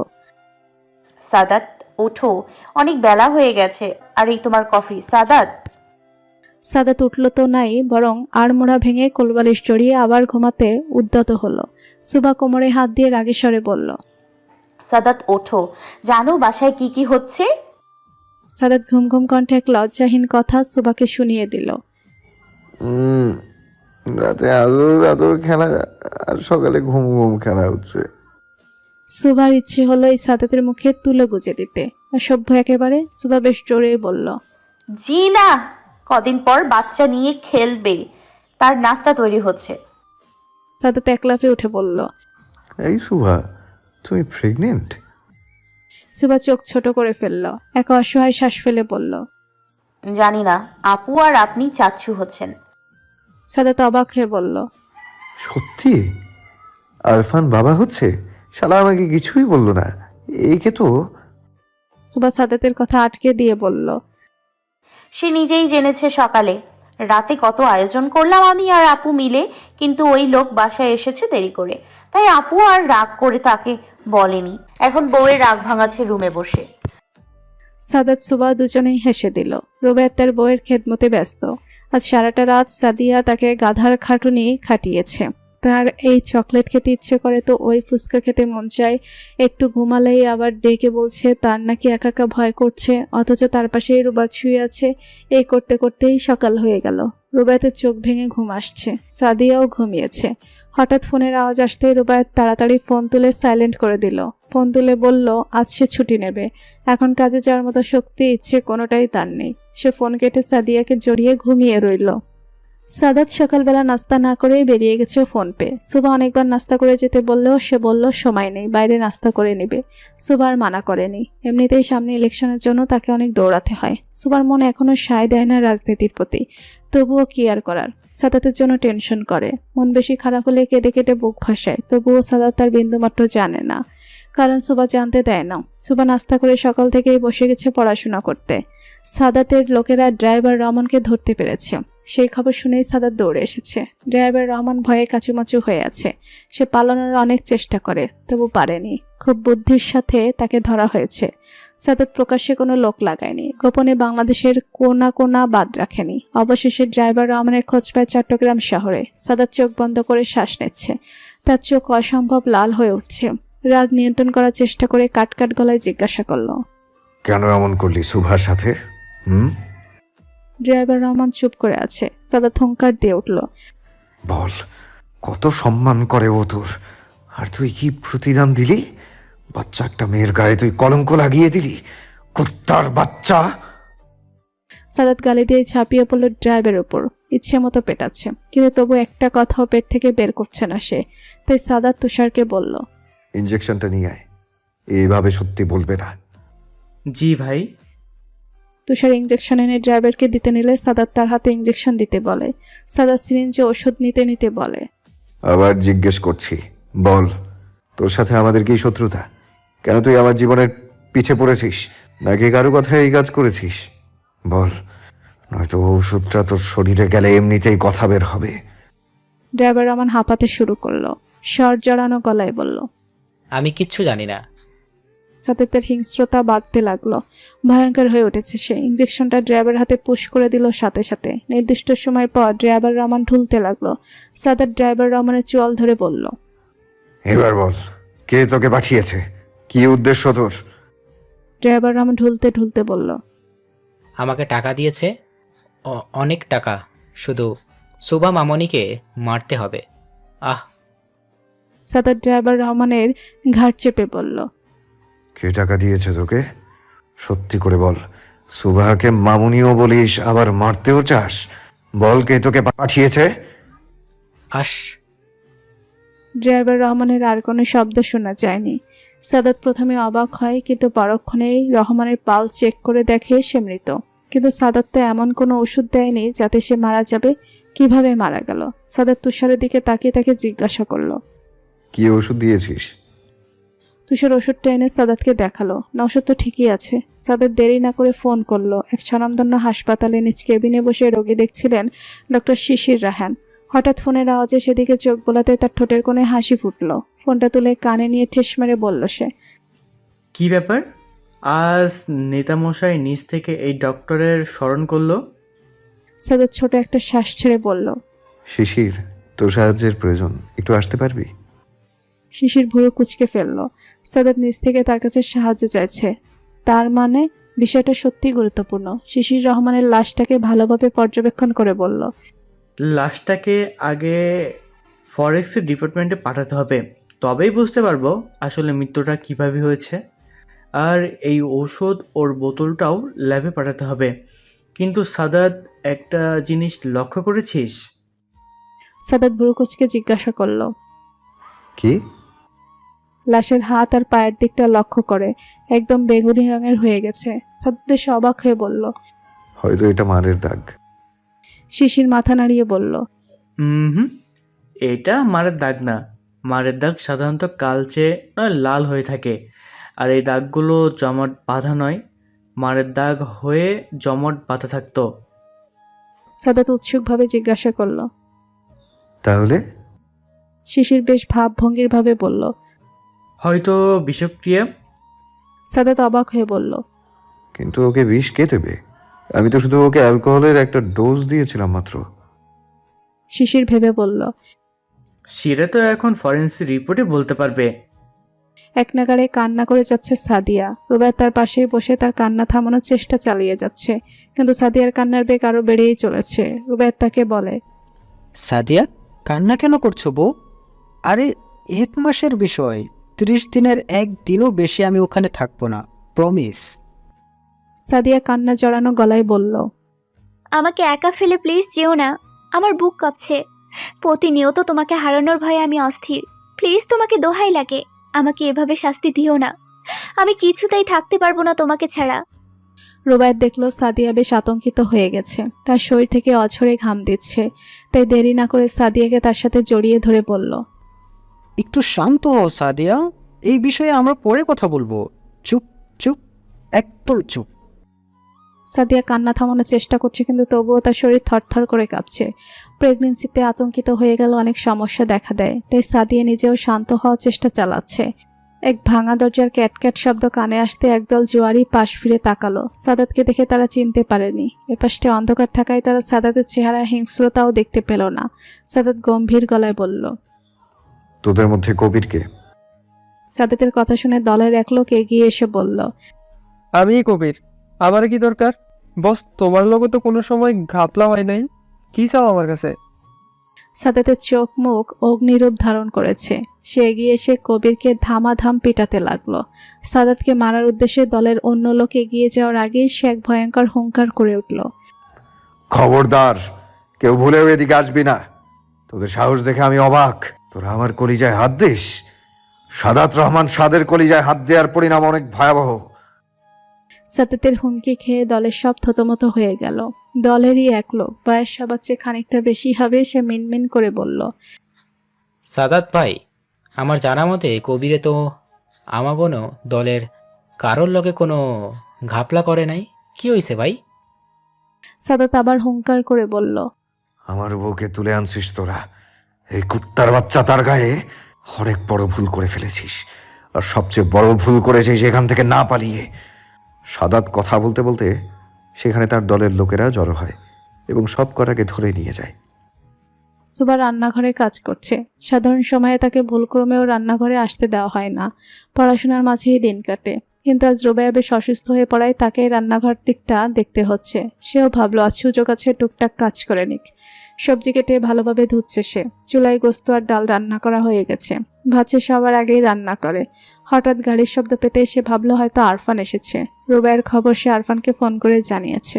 সুবা হাতটা মুছে এগিয়ে গেল দরজার দিকে। সাদাতকে এই সময় আসতে দেখে সে বেশ অবাক হলো। সে মুচকি হাসি দিল, কিন্তু সাদাত তাকে দেখে কিছুই বলল না। তাকে কেমন এলোমেলো লাগছে। সাদাত গটগট করে রুমে চলে গেল। সুবা কিছু জিজ্ঞাসা করারও সময় পায়নি। সেও সাদাতের পিছু পিছু তাদের রুমে গেল। সাদাত তাকে দেখেও কিছু বলল না। সুবাই জিজ্ঞাসা করলো। আজ হঠাৎ এত তাড়াতাড়ি বাসায় ফিরলে? ঠিক আছো? শরীর খারাপ করেনি তো? সাদাত সুবার কথার কোনো জবাব দিল না। সে একধানে তার নিজের কাজ করে চলেছে। সুবা আবার বলল। সাদাত, তুমি ঠিক আছো তো? তুমি তো এই সময় বাসায় আসো না। সাদাত রেগে সুবাকে বেশ ধমকের সুরে বলল। কি সমস্যা তোমার? এভাবে বিরক্ত করছো কেন? আমি কি তোমাকে ডেকেছি? যাও এখান থেকে। সুবা বেশ চমকালো। রীতিমতো সাদাতের ধমকে কেঁপে উঠল। তাও ভাবলো হয়তো সাদাত কোনো বিষয় নিতে চিন্তিত, তাই সে সাদাতকে ঘাটালো না। হালকা হেসে বলল। এমনি জিজ্ঞাসা করছিলাম, তুমি তো এই সময় বাসায় আসো না। সাদাত আবারও থমকে বলল। আমি বাসায় এসে খুব ক্ষতি করে ফেললাম তোমার। বলো তো, বেরিয়ে যাই বাসা থেকে। সুবা এবার বেশ ভয় পেল, তবুও মিনমিনে গলায় বলল। তুমি ফ্রেশ হয়ে এসো, আমি তোমাকে খাবার দিচ্ছি। সাদাত সুবার দিকে বিরক্তিপূর্ণ চাহনিতে তাকালো, রেগে বলল। যাও তো এখান থেকে। সুবা চুপ করে বেরিয়ে আসতে আসতে শুনলো সাদাত বিড়বিড় করে বলছে। বিরক্ত করে ফেললো। উফ, কানের কাছে প্যান প্যান প্যান প্যান, অসহ্য।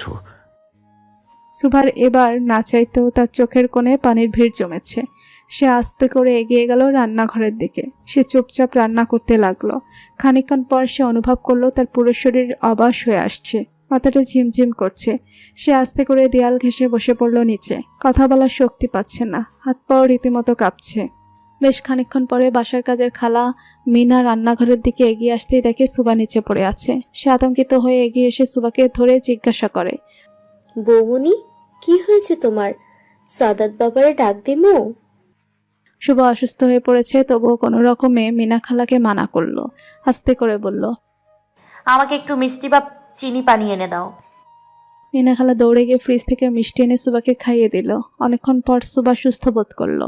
সাদাত গোসল শেষ করে বাইরে আসে। তার হঠাৎ খেয়াল হয় যে সে সুবার সাথে খারাপ ব্যবহার করেছে। পরক্ষণেই ভাবে একে তো সে এত ঝামেলার মধ্যে দিয়ে যাচ্ছে, তার উপর বাহির থেকে আসার সাথে সাথে সুবার প্রশ্ন, যার জন্য তার মাথা গরম হয়ে গিয়েছিল। সে রুমে পায়চারি করতে থাকে। এর মধ্যেই তার ফোনটা বেজে ওঠে। সে ফোন তুলে নিয়ে বলে।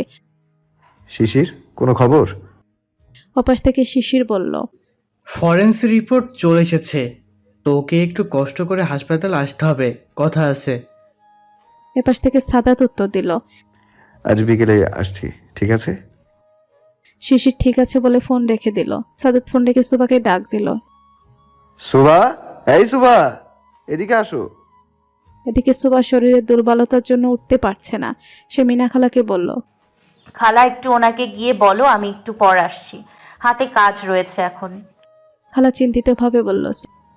আমি গিয়ে সাদাত বাবারে কই তোমার অসুস্থতার কথা? সুবা কড়াকড়িভাবে মানা করলো তাকে। মিনা খালাও ছুটলো জবাব দিতে।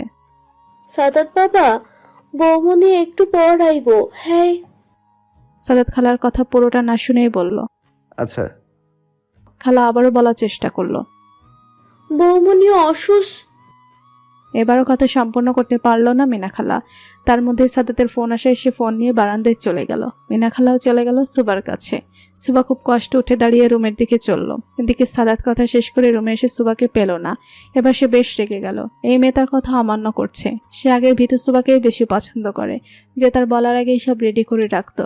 সুবা রুমে আসতে দেখে তাকে সাদাত বেশ উঁচু গলায় বলল, তোমাকে সেই কখন থেকে ডেকেছি, আর আসলে মাত্র। আমার কথার কোনো গুরুত্বই তোমার কাছে নেই। সুবা অবাক চোখে সাদাতের দিকে তাকিয়ে আছে।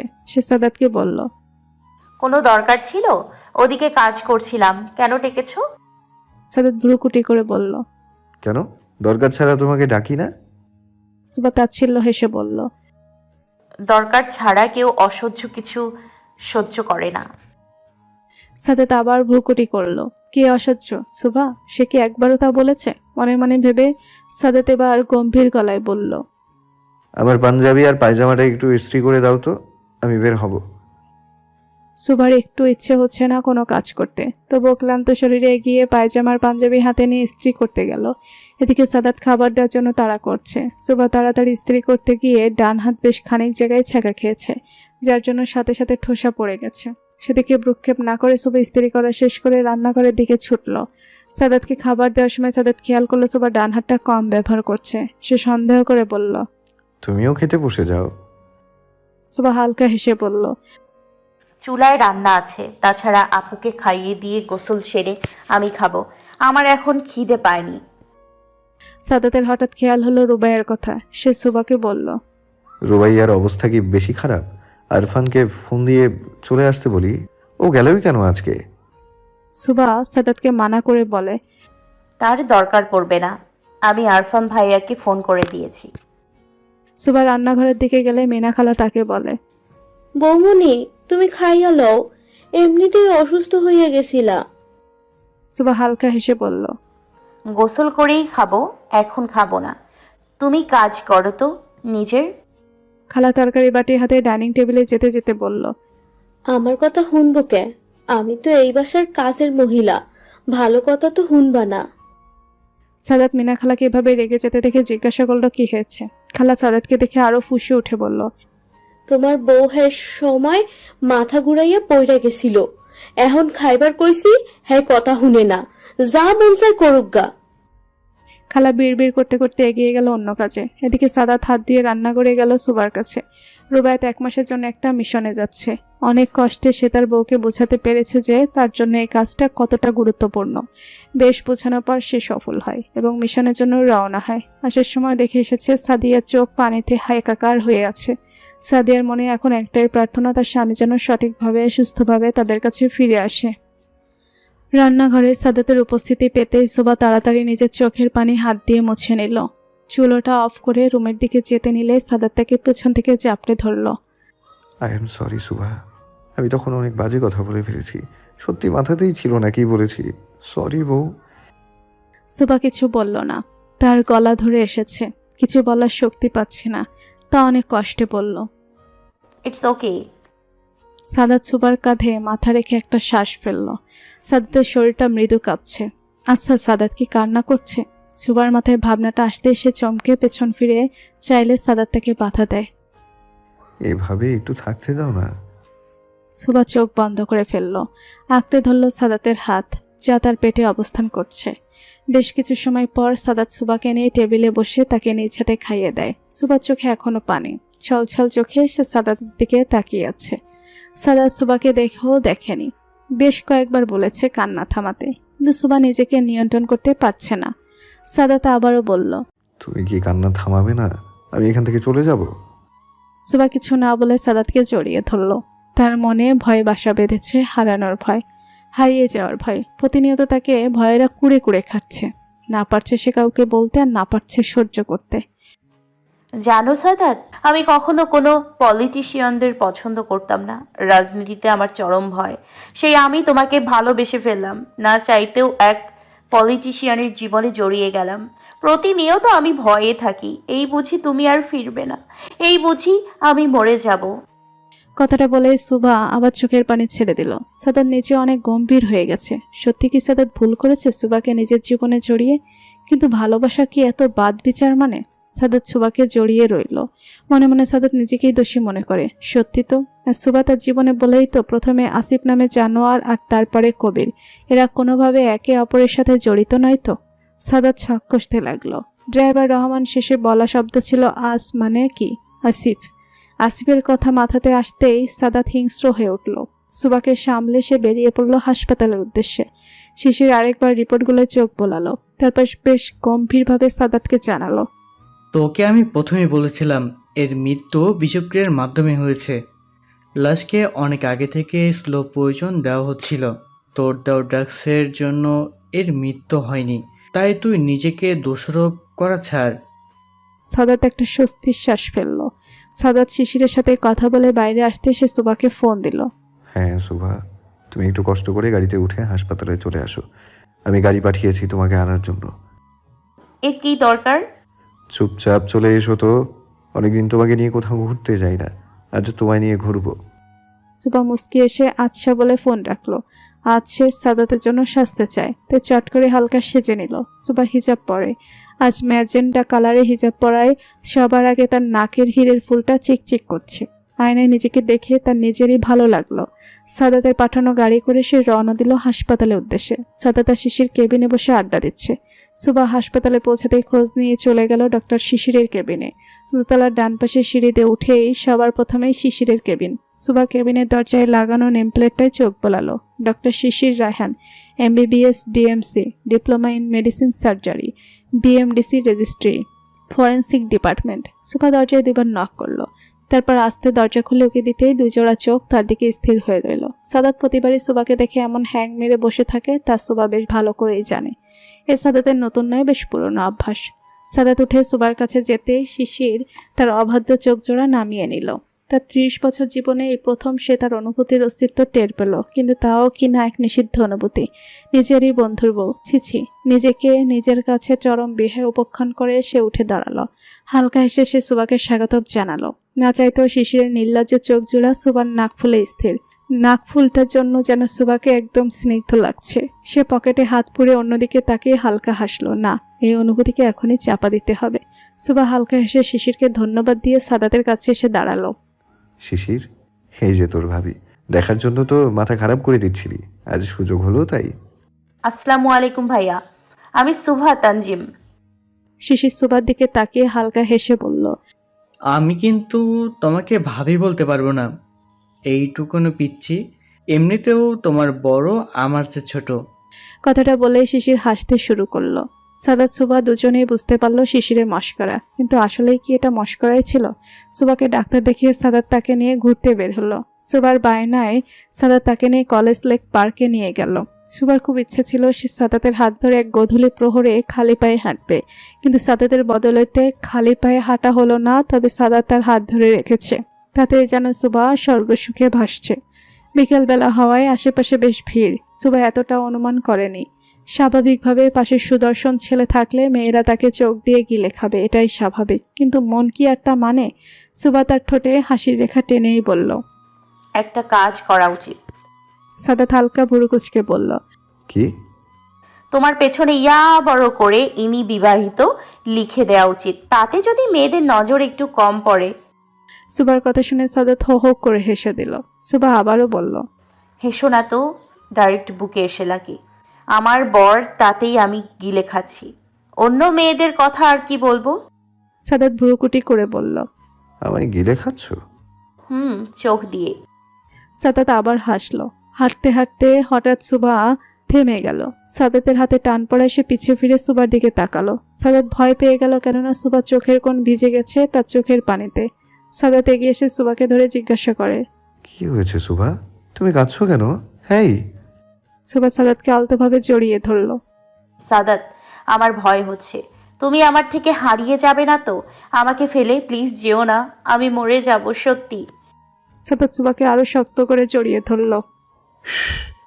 সাদাত সুভার মাথায় আলতো করে চুমু দিয়ে তাকে নিয়ে পাশের বেঞ্চিতে বসে পড়ল। এত ভালোবাসো আমায়? তোমার সন্দেহ আছে? মোটেই না। আর আমি আমার এই পাগলিকে ছেড়ে কই যাব? আমি নিজেই এই পাগলিকে ছাড়া বাঁচবো না। সুভা। সুভা সাদাতকে দিকে তাকাতেই সাদাত বলে, সুভা, তোমাকে তো শক্ত হতে হবে। তুমি এভাবে ভেঙে পড়লে কিভাবে হবে? আমার জন্য না হোক, আমাদের বাচ্চার জন্য হলেও তো তোমাকে আমাদের বাচ্চার শক্তি হতে হবে। You have to be strong. Sadat সুভার পেটে হাত রাখতে সে অবাক হয়ে বলে, তুমি কি করে জানলে? সাদাত হাসলো। সুভা লজ্জা পেয়ে সাদাতের সাথে মিশে গেল। সাদাত সুভা সন্ধ্যার দিকে সাদিয়ার বাসায় গেল। সাদাত সুভাকে দেখে সাদিয়ার একটা মলিন হাসি দিল। সুভা সাদিয়াকে হালকাভাবে জড়িয়ে ধরে বলল, চিন্তা করো না ভাবি, ভাইয়া চলে আসবে। তাও তখন বউ বাচ্চার জন্য বলে যায়, নয়তো আমাদের তো আগে বলেও যেত না। তার কারণটা অবশ্য আমি কান্নাকাটি করে সবাইকে অস্থির করে তুলতাম। এখন অভ্যেস হয়ে গেছে। ভাইয়া ফোন করে তো প্রতিদিন। সাদিয়া হালকা হাসলো। তোরা বস, আমি হালকা নাস্তা নিয়ে আসি, খেতে খেতে গল্প করব। মোটেই না, তোমাকে এই অবস্থায় কিছু করতে হবে না। আমি এই বাড়ির মেয়ে না, আমি নিজেই নিয়ে খেতে পারবো। কথাটা বলেই সুভা রান্নাঘরে নাস্তা আনতে চলে গেল। এদিকে সাদিয়াকে আলতো করে ধরে সাদাত খাটে বসিয়ে নিজে মেঝেতে বসে সাদিয়ার কোলে মাথা রাখলো। সাদিয়াও হালকা হেসে তার ভাইয়ের মাথায় হাত বোলাতে শুরু করলো। কি হয়েছে আমার ভাইটার? মনটা ভালো? সাদিয়া আবার হাসলো। তারও ভালো লাগছে সাদাতকে খুশি দেখে। দি, সুভা প্রেগনেন্ট। সাদিয়া চমকে সাদাতের দিকে তাকালো। কনফার্ম? তুমি সত্যিই বলেছিলে। সুভা অনেক খুশি এই বেবিকে নিয়ে, একদম প্রাইমারি স্টেজ। আমি তোকে বলেছিলাম না স্যার। তাদের কথার মাঝে আগমন ঘটে সুভার। সাদিয়ার প্রায় 5 মাস প্রেগনেন্সির, তবুও কেমন যেন নেতিয়ে পড়েছে মেয়েটা। আর এখন রুবায়াতের অনুপস্থিতিতে আরো বেশি। রুবায়াত প্রতিদিনই তাকে ফোন দিয়ে খোঁজ খবর রাখে। ভিডিও কল দিলে সাদিয়া কেঁদে কেটে ভাসিয়ে ফেলে। ভুল টাইমে এন্ট্রি নিলাম না তো? সাদিয়া হাত দেখিয়ে বলল, মার খাবি, আয় আমার কাছে। সুভা হালকা হেসে সাদিয়ার কাছে গেল। নিচে বসতে নিলেই সাদিয়া সাদাত দুজনেই একসাথে বলে উঠল, নিচে না। সুভা হকচকিয়ে গেল। অবাক চোখে তাকাতে সাদিয়া তাকে টেনে নিজের পাশে বসালো। কিন্তু সুভার অস্বস্তি হচ্ছে বুঝতে পেরে সাদাত নিচে উঠে সাদিয়ার অন্য পাশে বসলো। সাদিয়া সুভার পেটে হালতো করে হাত রেখে বলল, ইস, এই বাবুটার পেটে নাকি আরেকটা বাবু আছে, ভাবতেই গা শিউরে ওঠে। সুভা লজ্জায় মাথা নত করলো। সাদাত বলেও দিয়েছে সাদিয়াকে। ইস, দেখো, আবার লজ্জাও পায়। ধ্যাত। সুভা সাদিয়াকে জড়িয়ে ধরল। এদিকে সাদিয়া সাদা দুজনেই হেসে দিল। অস্থিরভাবে নিজের রুমে পায়চারি করছে শিশির। যখন থেকে সে সুবাকে দেখেছে তখন থেকেই এই অস্থিরতা। একই বিপদ। না, এইভাবে তো আর থাকা যায় না। সে যদি সুবার প্রতি এতটা দুর্বল হয়ে পড়ে তবে যে তিথিকে ধোঁকা দেওয়া হবে। মেয়েটা তার জন্য এতটা বছর ধরে অপেক্ষা করছে। সেই ডাক্তারি জীবন থেকে শিশিরকে সে ভালোবাসে, শিশির জানে। তবু এতদিন তিথিকে সে কেন কোনো উত্তর দেয়নি? আর তিথিও যথেষ্ট বুদ্ধিমতী, সেও কখনো শিশিরকে জোর করেনি, কিন্তু অপেক্ষা করছে। শিশির নিজের ফোনটা নিয়ে তিথিকে কল করলো। এদিকে তাজরিন তিথি শিশু বিশেষজ্ঞ ডক্টর। সে শিশিরের জুনিয়র ছিল। পড়াশোনা চলাকালীনই শিশিরকে সে ভালোবাসে। সে শিশিরের উত্তর জানে না তার ভালোবাসার শেষ পরিণতি কি। তবুও সে অপেক্ষা করছে তার ভালোবাসার মানুষের। নিজের কেবিনে বসে সারাদিনের ক্লান্তির পর সে একটু সময় পেয়েছে। আর তখনই শিশিরের স্মৃতি মন জেগে উঠেছে। আর অপ্রত্যাশিতভাবে তার ফোনের স্ক্রিনে নামটা উঠেছে শিশিরের। সে অবাক হলো। ঘড়িতে সময় বলছে রাত 12টা চুই। এই সময় শিশিরের ফোন। তার মনে পড়ে না শিশির শেষ কবে তাকে ফোন করেছে, কিন্তু সেই নিয়ে বিনিয়ে শিশিরের খোঁজ প্রতিদিনই রাখত। হঠাৎ তিনি খেয়াল করলো অনুভূতির তাড়নায় তার হাত কাঁপছে। অজানা এক উত্তেজনা অনুভব করছে সে। হ্যালো আসসালামু আলাইকুম, আমি তিথি বলছি। তিথি, আমি শিশির। তোমার মিস। আমার মিস্টার সিনিয়র। শিশির চোখ বন্ধ করে হালকা হাসলো। না, সে পেয়েছে। তার অনুভূতিগুলোর আসল মালিককে সে পেয়েছে। আমায় বিয়ে করবে তিথি? রাগে গমগম করছে এক মানুষ। তার একটাই কারণ রাগের। সদাদ রহমান সাদ, এই নামটা পৃথিবীতে আসার সাথে সাথে আমার জীবনটা বিষিয়ে দিয়েছে। এত সহজে তো আমি ওকে ছাড়বো না। ইলেকশনের জন্য ওকে মারতেও পারছি না, তাই বারবার আমাদের টোপ হিসেবে সুভাষ সাদিয়া চলে আসে। এবারও তার ব্যতিক্রম হবে না। কতবার বাঁচাবে বউনার বউকে? বলেই বিশ্রীভাবে হাসি দিল সে। অনুভূতি এমন এক জিনিস যা সবাই নিয়ন্ত্রণ করতে পারে না। যখন এই অনুভূতি কোনো নিষিদ্ধ ক্ষেত্রে চলে আসে, ঠিক তখনই জন্ম নেয় ক্ষোভের, লালসার। বিষয়টা শিশির জানে। তাই ক্ষণিকের ভালো লাগার অনুভূতির উপর 4টা জীবন কোনোভাবেই নির্ভর করতে পারে না। সুভার প্রতি অনুভূতিকে সে ধামাচাপা দিয়ে আপন করে নিল তিথিকে। সে জানে তিথির প্রতি তার অনুভূতি না থাকলেও তিথি তাকে প্রচণ্ড ভালোবাসে।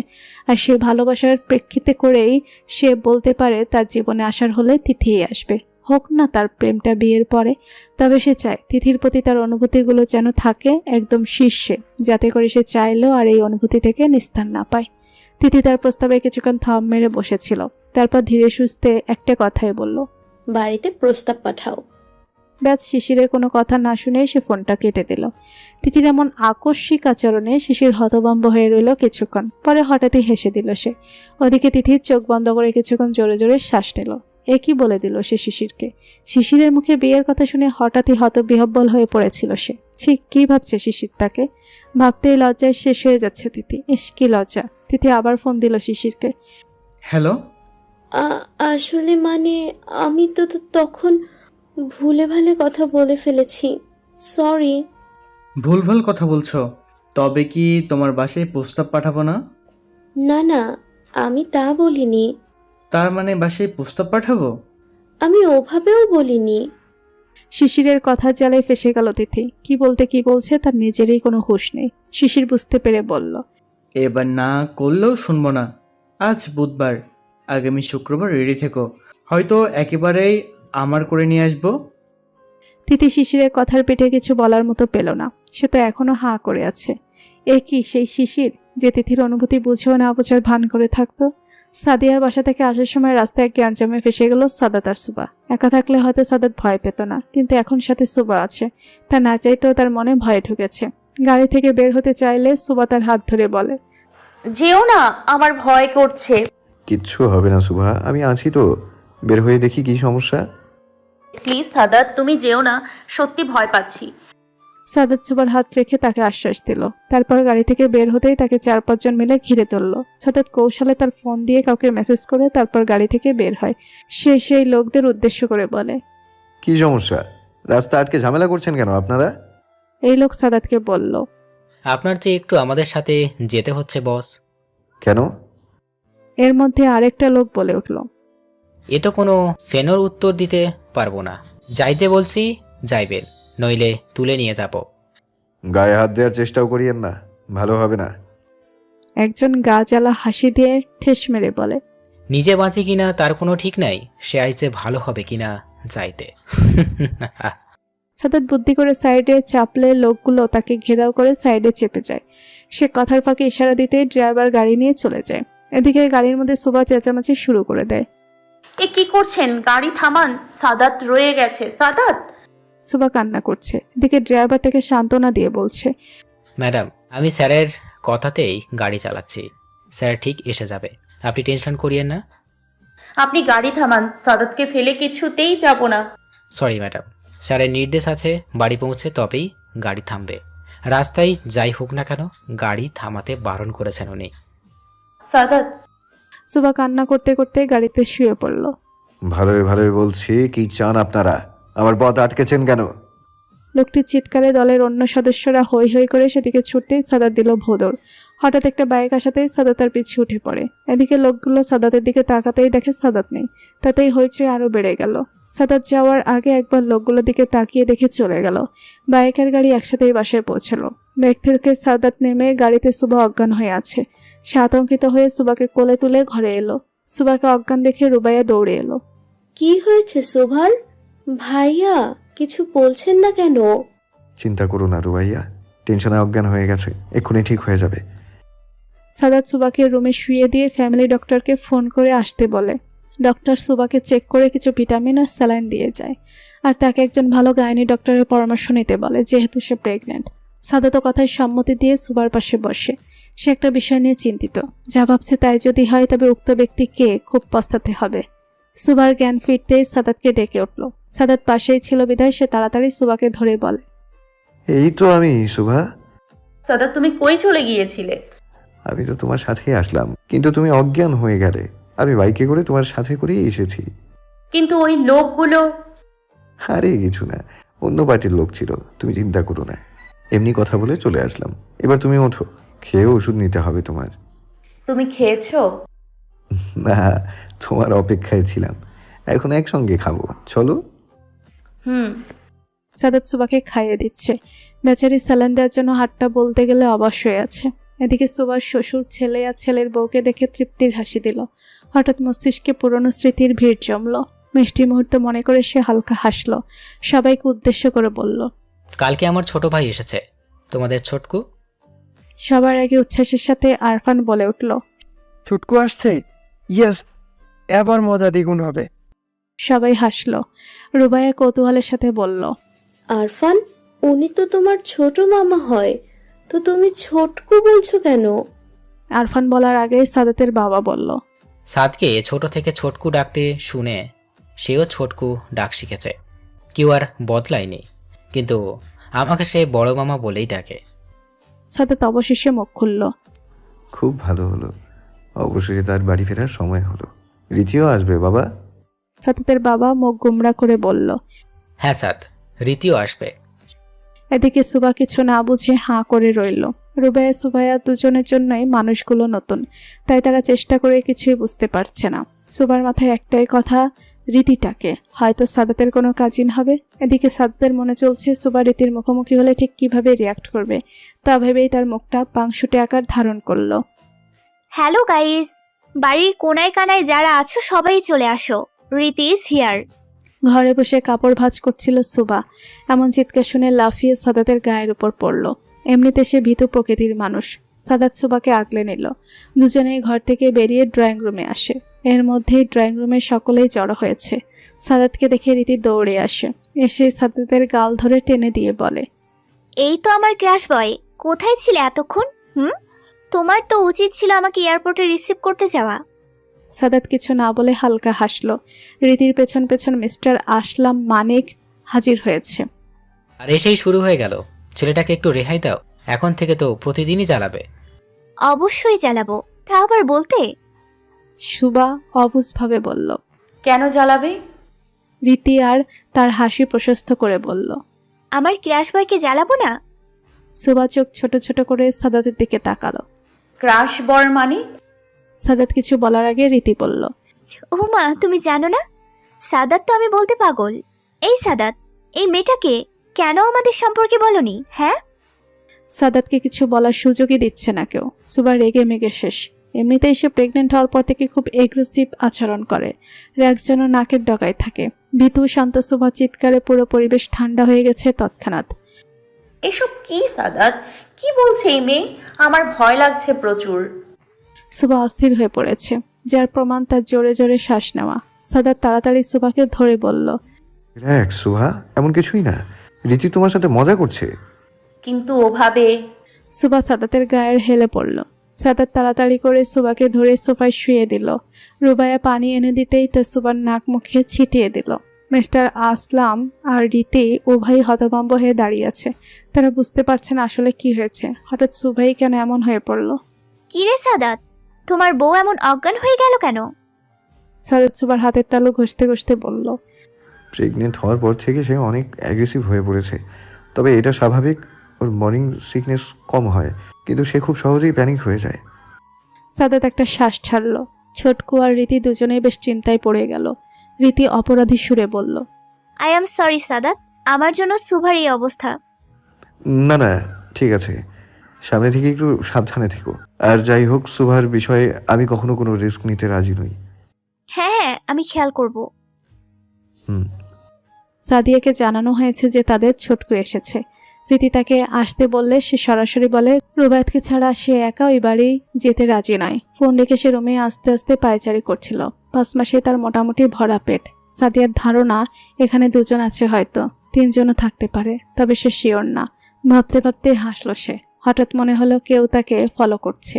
সে আস্তে করে পেছনে ফিরল, কিন্তু কাউকে পেল না। মনের ভুল মনে করে সে আবার হাঁটতে লাগলো পেটে হাত দিয়ে, কিন্তু না, আবার তাকে কেউ ফলো করছে। এবার সে না থেমে সরাসরি পেছনে ঘুরে গেল। পেছনে রুবায়েতকে দেখে সে মৃদু চিৎকার দিল। রুবায়েত তাড়াতাড়ি সাদিয়াকে হালকা জাপটে ধরল। তুমি এত তাড়াতাড়ি? তোমার তো আরো 10 মিনিট পর আসার কথা। হ্যাঁ, আসার কথা ছিল, কিন্তু তাড়াতাড়ি কাজটা শেষ করে চলে এলাম। বউ বাচ্চা ছাড়া মন বসছে না কাজে। ইস, কি ঢং! দেখি ছাড়ো। কোনো ছাড়াছাড়ি নেই, শুধু ভালোবাসাবাসি। সাদিয়া আহ্লাদি হয়ে উঠল স্বামীর আদরে। জানো আমি তোমাকে কত মিস করেছি? জানি। হুম, জানো না, তুমি কিচ্ছু জানো না। জানো আমাদের সুভার বাবুটার বাবু হবে। রুবায়েত চমকে বলল, কি সত্যি? আমি ডাবল মামা হব? মামা বাবা একসাথে হচ্ছেন। সুভার 1 মাস রানিং চলছে। এই, তোমরা প্ল্যানিং করে এসব করেছো? সাদিয়া ভুরুকুটি করে বলল, কি প্ল্যান? এই যে তোমার 5 মাস, রোবার 3 মাস, আর শোবার 1 মাস, সবার সাথে 2 মাসের পার্থক্য। সাদিয়া লজ্জা পেয়ে বলল, ধ্যাত, প্ল্যানিং করতে যাব কেন? আল্লাহ দিয়েছেন, খুশি থাকো। আলহামদুলিল্লাহ, আমি তো অবশ্যই খুশি। কালকে আমাদের বাড়ি যাব, আমার ছোটকু এসেছে। আচ্ছা আমার মহারানী। সুবার জ্ঞান ফিরতে এসে অনেক দুর্বল বোধ করলো। রুবাইয়া তাকে দুধ খেতে দিতে এসে নাক সিটকে পেছনে যায়। রুবাইয়া ভুরুকুটি করে বলে, দেখ বাবু, একদম নাক সিটকাবি না। আগে দুধ খেতে চাইতি না, মানতাম, এবার একদম মানবো না। সাদাত ভুরুকুচকে বলে, ওয়েট রুবাইয়া, দুধ খায় না মানে? তাহলে রোজ রাতে যে গ্লাসে দুধ দিই ওকে খেতে, সেটা কে খায়? সাদাত দেখলো সুবা মিনমিন করছে। রুবাইয়া ভাবলেশীন ভাবে দাঁড়িয়ে আছে। আরফান হাসি দিয়ে বলল, কই আবার? জানালা দিয়ে। সুবা চোখ বড় বড় করে তাকিয়ে রইল। হঠাৎ আরফানকে সে বলে, এই দোকানদার, আপনি জানলেন কি করে? আরফান কিছু বলার আগে সাদাত বলল, তার মানে ঘটনা সত্যি? সুবা এবার চুপ মেরে গেল। আরফান অসহায়ভাবে বলল, কিভাবে আর জানাবো? সেদিন বাগানের দিকে রুবাইয়াকে নিয়ে একটু ঘুরতে গিয়েছিলাম, কিন্তু আপনার বোন তো ঠিক ছিল, খালি আমি দুধে গোসল হয়েছিলাম। উপস্থিত সবাই হেসে দিল আরফানের কথা বলার সুযোগ দেখে। খালি 2 জন বাদে। একজনের দিকে ছিল গম্ভীরতা আর অন্যজনের ভয়ের তীব্রতা। হঠাৎ কথার টপিক বদলে গেলে সুবা রীতির দিকে তাকিয়ে আবার রাগান্বিত স্বরে বলে, এই, আপনি এখানে কেন? আপনি যেই হন না কেন, এক্ষুনি এই বাড়ি থেকে বের হন। আমি সতীন নিয়ে ঘর করতে পারবো না, বের হন। সুবা খেয়াল করলো সবার দিকে অবাক হয়ে তাকিয়ে আছে।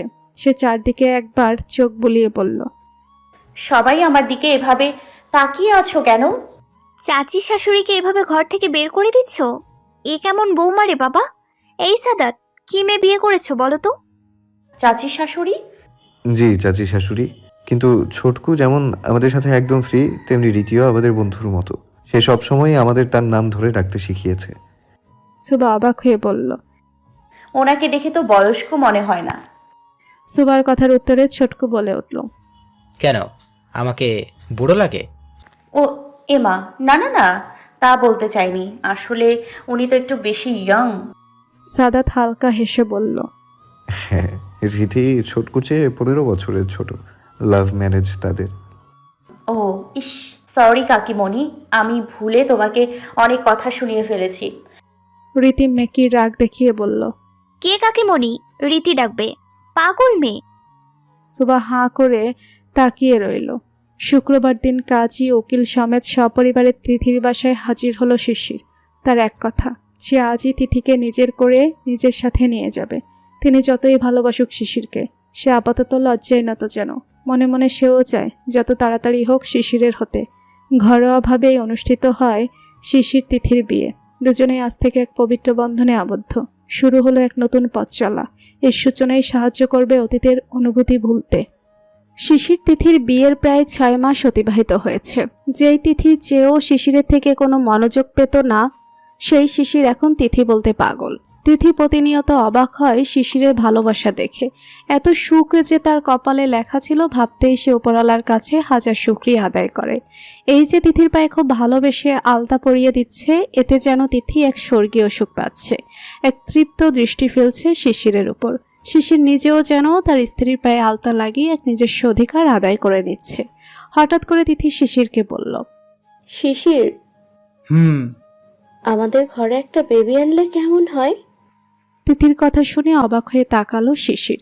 তিথি মুস্কি হেসে চোখ নামালো। তার লজ্জা লাগছে। গালের ওই লালিমা প্রকাশ করছে তার লজ্জা। শিশির তার দিকেই তাকিয়ে রইল। তা বুঝতে পেরে তিথি ইতস্তত করে বলল। ওভাবে তাকাবে না, লজ্জা করছে। শিশির হালকা হেসে মাথা নামিয়ে আলতা দিতে ব্যস্ত হয়ে পড়ে। হাসি মুখেই বলে। হঠাৎ বেবির কথা কিভাবে? তিথি আহ্লাদি সুরে বলল। ওই যে সাদাত ভাইয়ের বোন সাদিয়া আপুকে ওই দিন দেখতে গেলাম না, বাচ্চা দুটো মাশাআল্লাহ কি কিউট দেখতে হয়েছে। ওদের কোলে নিতেই না বুকের ভেতর কেমন একটা করে উঠছিল।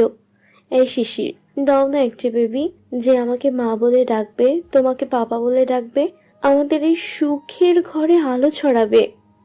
শিশির অবাক হয়ে তিথির কথা শুনল। পায়ে আলতা দেওয়া শেষ করে তিথির কপালে আলতো করে নিজের ঠোঁট ছুঁয়ে বলল। খুব শীঘ্রই নিয়ে আসবি ইনশাল্লাহ। তিথি খুশি হয়ে জড়িয়ে ধরল শিশিরকে। খাটের উপর chocolate, biscuit, cake, fuchka, chilli chicken, pizza, বড় বক্স আইসক্রিম, ঝাল করে তৈরি শিক কাবাব, হালিম সহ বিভিন্ন রকমের খাবার রাখা, যার দিকে সুভা লোভনীয় দৃষ্টি নিক্ষেপ করছে আর সাদাত অসহায় দৃষ্টি নিক্ষেপ করছে। সাদাতের জানা মতে মেয়েরা প্রেগনেন্ট হলে কিচ্ছু খেতে পারে না। তার বোন এবং ভাইয়ের বউয়ের ক্ষেত্রেও তাই দেখেছে। কিন্তু তার বউ এমন উল্টো হলো কি করে সেটাই ভাবছে সে। এই যে এত খাবার রুমে এনে রেখেছে, এর একটুও নষ্ট হবে না। সব সুভা গোগ্রাসে গেলবে। সে দেখতেও ছোট মতো হাতিতে রূপান্তর হয়েছে। সাদাত অসহায় দৃষ্টি দিয়ে বলল। সুভা, আজও এত আনহেলদি খাবার সবটা খাবে? সুভা ভুরু কুচকে বলল। আমার ক্ষুধা লেগেছে সাদাত। আরে আমি খেতে তো বারণ করিনি, তাই বলে এত? সুভার রাগী চেহারায় সাদাতের দিকে তাকিয়ে বলল। তুমি কি আমাকে খাওয়ার খোটা দিচ্ছ?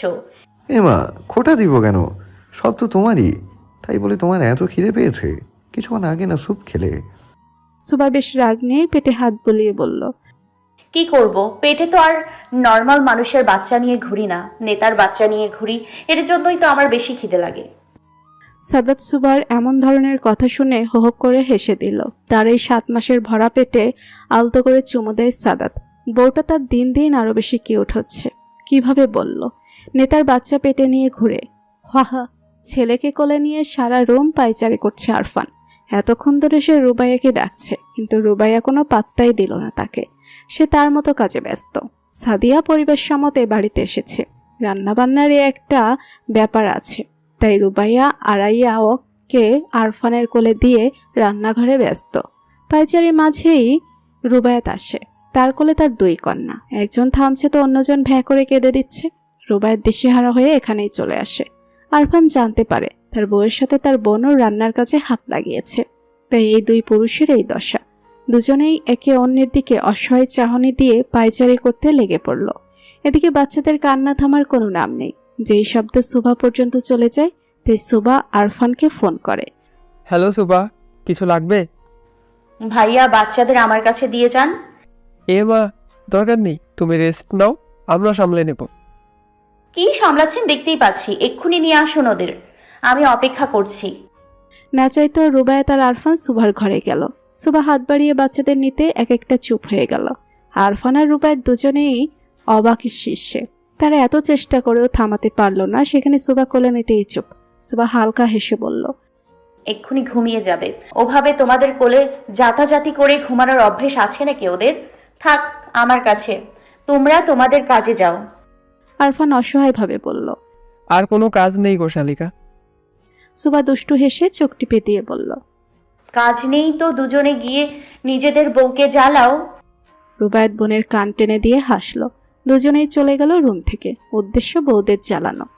স্যার, 6 মাস তো হয়ে গেল, প্ল্যানটা তো এখনো প্রকাশ করলেন না। কি উদ্দেশ্য আপনার? সামনে থাকা ব্যক্তির গায়ে একটা কাচের বোতল ছুঁড়ে মেরে নিক্ষেপকারী লোকটি বলল, আগে বাচ্চা আসুক, পরে ওকে একে একে বাচ্চার মা সব খতম করে দেবে। সেই শোকে সাদাত বাবু পাগল হয়ে যাবে। পাশে থেকে এক লোক বলে উঠল। কিন্তু স্যার, সে আপনার... কথাটা বলার আগেই লোকটি হিংস্রভাবে বলল, না, ও আমার কেউ না। ওর জন্য আমি দেশ ছাড়া হয়েছি। এখনো ভয় ভয়ে থাকি। কিছুতেই আমি ওকে ছাড়বো না। আমি রাজত্ব আর রানী দুটোই চাই। স্যার, রাজত্ব ঠিক আছে, কিন্তু রানী? সেটাই তো আসল খেলা। সাদাত অফিস যাওয়ার জন্য বের হবে, সেই মুহূর্তে রীতি তার সামনে আসে। চোখে মুখে এক অদ্ভুত সম্মোহন, যা দেখে সাদাত প্রচণ্ড বিরক্ত। রীতি দুকদম এগিয়ে আসে সাদাতের দিকে, যা দেখে সাদাত তার থেকে দূরত্ব বজায় রেখে দুকদম পিছিয়ে যায়। যা দেখে রীতি বলে, প্লিজ সাদাত, এভাবে পিছিয়ে যেও না, একটাবার এগিয়ে দেখো, আমি এখনো সেইখানেই আছি। Just shut up Preeti, don't cross your limit. তোমাকে নতুন করে আমার কিছুই বলার নেই, শুধু এইটুকুই বলবো, আমার পেছন ছেড়ে দাও। তোমার পেছন ছাড়বে মানে? সুবার কথায় চমকে ওঠে সাদাত রীতি দুজনে। সুবাকে এর সময় নিচে আসতে দেখে সাদাত রেগে গেল। তুমি এই শরীর নিয়ে একা একা নিচে নেমেছো কেন? আগে কে কার পিছু ছাড়বে? রীতি মুস্কি হেসে বলল, আরে সুভা, আমি সাদাতকে চেতাচ্ছিলাম, তাই সেও রেগে টেগে ফায়ার। তাই বলছি আমি যেন ওর পিছু ছেড়ে দেই। সুবা ভুরু কুচকে তাকালো রীতির দিকে। কথাটা যে তার বিশ্বাস হয়নি বেশ বোঝা যাচ্ছে। সাদাত সুবার দিকে এগিয়ে বলল, চলো রুমে চলো, অফিস যাবো না। কেন যাবে না? আর এত ভালো লাগে নাকি রুমে থাকতে? বোর হয়ে গেছে। আম্মুকে বাচ্চাদের কাছে রেখে আমি একটু হাঁটতে বেরিয়েছি, আর তুমি আমাকে বকছো। বকছি না তোরে বাবা, তোমার জন্য টেনশন হয় আমার। হঠাৎ করে সুবার পেটে চিনচিন করে ব্যথা করে উঠল। সে আর্তনাদ করতে সাদাত চিন্তিতভাবে তাকে ধরে জিজ্ঞাসা করল, এই সুহা, ঠিক আছো? সুবা নিজেকে একটু সামলে নিয়ে বলল, হ্যাঁ, বাবু পেটে লাথি দিয়েছে মনে হয়। এই এদিকে এসে বসো তো তাড়াতাড়ি। রীতি সুবাকে উদ্দেশ্য করে বলল। এটা নর্মাল সাদাত, এত উত্তেজিত হওয়ার কিছুই নেই। সাদাত রীতির দিকে তাকাতেই রীতি আস্তে করে চলে গেল সেখান থেকে। সাদাতের ব্যবহার আজকাল সুবাকে বেশ ভাবাচ্ছে। এমনিতেই ওই রীতিকে সুবার মোটেই ঠিক লাগে না। সুযোগ পেলেই কেমন যেন সাদাতের সাথে লেগে থাকে, যা মোটেই ভালো লাগে না সুবার। আবার রীতি সম্পর্কে তার চাচি শাশুড়ি হয়, তাই চাইলেও কিছু বলতে পারে না। ঘরে বসে সাদাতের কাপড় ভাঁজ করছিল সুবা। তাকে বাসায় কোনো কাজই করতে দেওয়া হয় না, তবুও তার সংসারের টুকটাক কাজ করতে ইচ্ছে হয় তাই করে। তাছাড়া সাদাতের সব কাজই সে করে, বলতে গেলে ভালোবাসা থেকেই করে। সাদাতও তাকে বারণ করে না। সুবার এখন 8.5 মাস চলে, অনেক বেশি দুর্বল হয়ে পড়েছে সে। ঠিকমতো ওষুধও নিচ্ছে, কিন্তু তবুও সে অনেকটা নেতিয়ে গেছে। খাওয়া দাওয়া কমে গেছে অনেকাংশে। সুবার ভাবনার মাঝে সাদাত রুমে আসলো। সুবা সাদাতের দিকে তাকাতেই দেখে আজও তাকে বিধ্বস্ত লাগছে। চোখ মুখে রাজ্যের ক্লান্তি। কি নিয়ে এত চিন্তা করছে সে? সুবা সাদাতের দিকে এগিয়ে আসতেই সাদাত তাড়াতাড়ি সুবাকে পাশ কাটিয়ে তোয়ালে নিয়ে বাথরুমে চলে গেল। সুবাও বেশ অবাক হলো। সাদাত বাহির থেকে এসে সবসময় সুবার দিকে তাকিয়ে মুস্কি হাসি দিত, তবে আজ তার কি হলো? অনেক বেশি ক্লান্তি কি সে সুবাকে তার এক চিলতে হাসি দিতেও কার্পণ্য করলো। সুবার মনটা খারাপ হয়ে গেল। সুবা রুম থেকে বের হয়ে কিটক্যাটকে খুঁজতে শুরু করলো। কে জানে কোথায় আছে বাচ্চাটা। কিটক্যাট। সুবা ডাক দিতেই কোথা থেকে ভেউ ভেউ করতে করতে এগিয়ে এলো সে। সুবা মুস্কি হেসে ডগ ফুড হাতে নিয়ে কিটক্যাটের পাতে দিতে নিল, কিন্তু পেটের জন্য কিছুতেই নিচু হতে পারছে না। অনেক কষ্ট সে সফল হতে পারল না। হঠাৎ তার হাত থেকে সাদাত ডগ ফুডের ডিব্বাটা নিয়ে কিটক্যাটকে খেতে দিল। সুভা সাদাতের দিকে তাকালো, কিন্তু আশ্চর্যভাবে এখনো সাদাত সুভার সাথে কথা বলল না। সুভার এবার বেশ অভিমান হয়। এটার কোনো মানে হয়? হঠাৎ করে কথা বলা বন্ধ করে দিল, কি দোষ তার? সুভা আবার রুমে গিয়ে আস্তে করে খাটে শুয়ে পড়লো। উদ্দেশ্য সাদাতের সাথে সেও কথা বলবে না, খাবেও না, খেতেও বলবে না, শুধু ঘুমোবে। এমনিতেও তার কোমর ব্যথা করছে সে সন্ধ্যা থেকে। যেহেতু সাদাত তাকে জিজ্ঞাসা করেনি, তাই সেও তাকে কিচ্ছুটি বলবে না। মান হয়েছে তার সাদাতের উপর। সাদাত রুমে এসে দেখে সুভা গুটিসুটি মেরে শুয়ে আছে, এক হাত তার কোমরে। সাদাত বেশ বুঝতে পারছে যে সুভা ব্যথাতে নড়তেও পারছে না। সাদাত ধীরে ধীরে সুভার কাছে গিয়ে উকি দিয়ে দেখলো সুভার মুখ চোখ কুচকানো। তার মানে এখনো সে ব্যথায় ভুগছে, অথচ তাকে কিছুই জানানো হয়নি। সাদাত খাটের পাশে বসে সুভাকে ডাকলো। সুভা, ওঠো, তোমার কি কোমর ব্যথা বেশি করছে? উত্তরে সাদাত শুধু সুভার একরাশ নিস্তব্ধতা পেল, তাই আবার বলল, দেখো সুভা, আমি জানি তুমি ঘুমাওনি, তাই ওঠো। রাতে খেয়েছিলে? এই সুভা, দেখো এমনিতেই কথা বলতে ভালো লাগছে না, উঠে খেয়ে মেডিসিন নিয়ে আবার ঘুমাও, কেউ কিছু বলবে না। ভালো লাগছে না এত ঝামেলা। সুভা এবার খুব কষ্টে উঠে খাটে বসলো, পেটের জন্য পা মেলে দিয়েই বসলো। সাদাতকে সবচেয়ে বেশি অবাক করলো সুভার চোখের পানি। সুভা সাদাতের দিকে করুণ চোখে তাকিয়ে বিষণ্ণ গলায় বলল, আমি তোমাকে অনেক বেশি জ্বালাই, তাই না সাদাত? আর কিছুদিন অপেক্ষা করো। কিছুদিন অপেক্ষা করব মানে? কি বলতে চাও তুমি? সুভা তাচ্ছিল্য হেসে বলল, তেমন কিছু না, এটাই বললাম, ডেলিভারির সময় তো নাও ফিরতে পারি তোমার কাছে, তাই। সুভা! সাদাতের ধমকে সুভা চুপ করে গেল। এদিকে সাদাতের বুকটা ভীষণ ভয়ে কেঁপে উঠল। সুভার কাছে গিয়ে হুট করে জড়িয়ে ধরল সে। ড্রেসিং টেবিলে বসে হাতে পায়ে লোশন দিচ্ছিল রীতি। ঘুমানোর আগেই হালকা রূপচর্চা না করলে তার ঘুম আসে না। আর স্ত্রীর এই রূপচর্চা মুগ্ধ হয়ে দেখছিলেন আসলাম মানিক। প্রতিদিনই নতুন করে সে তার স্ত্রীর প্রেমে পড়ে। রীতি আনায় তার স্বামীকে দেখে একটা হাসি দিল, কিন্তু সেই হাসির অর্থদ্বার আর কেউ না করলেও বুঝে গেলেন আসলাম। সে ঠায় বিছানায় বসে রইল।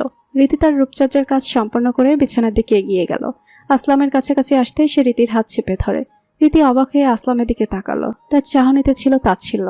আসলাম তার স্ত্রীর দিকে চোরের মতো তাকিয়ে আমতা করে বলল, আজও স্পর্শ করতে দেব না, আমি তো তোমার স্বামী, আমার অধিকার আছে। রীতি তাচ্ছিল্য এসে হাত ছাড়া মেরে সরিয়ে নিয়ে বলল, তোমার স্পর্শ আমার ঘেন্না লাগে আসলাম। যখন থেকে তোমাকে সেই ন্যান্সির বিছানায় দেখেছি তখন থেকে তোমাকে জাস্ট ঘেন্না লাগে। সমাজের জন্য মুখ বুঝে রয়েছি। রীতি অন্য পাশে যেতে নিবে তার আগে আসলাম ক্রোধ নিয়ে বলে, তুমিও তো নিষ্পাপ নও, কি মনে করেছো আমি জানি না যে তুমি সাদাতকে সিডিউস করার চেষ্টা করো? সে তো সম্পর্কে তোমার ভাসুরের ছেলে হয়। রীতি চল শক্ত করে বলে, ভাসুরের ছেলের আগে সে আমার প্রথম ভালোবাসা ছিল, আছে আর থাকবে।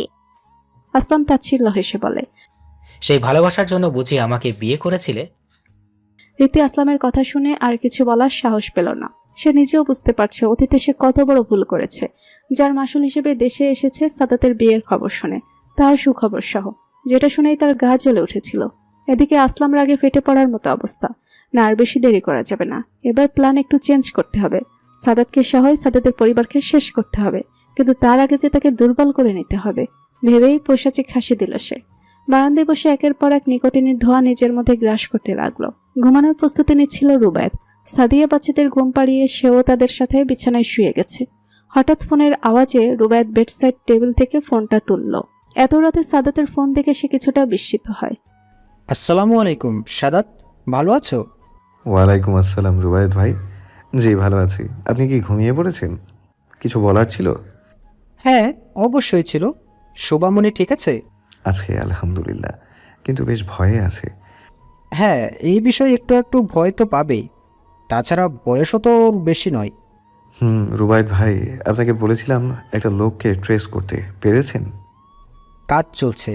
কি হয়েছে বলো তো সাদাত? আজও আমার উপর হামলা হয়েছে।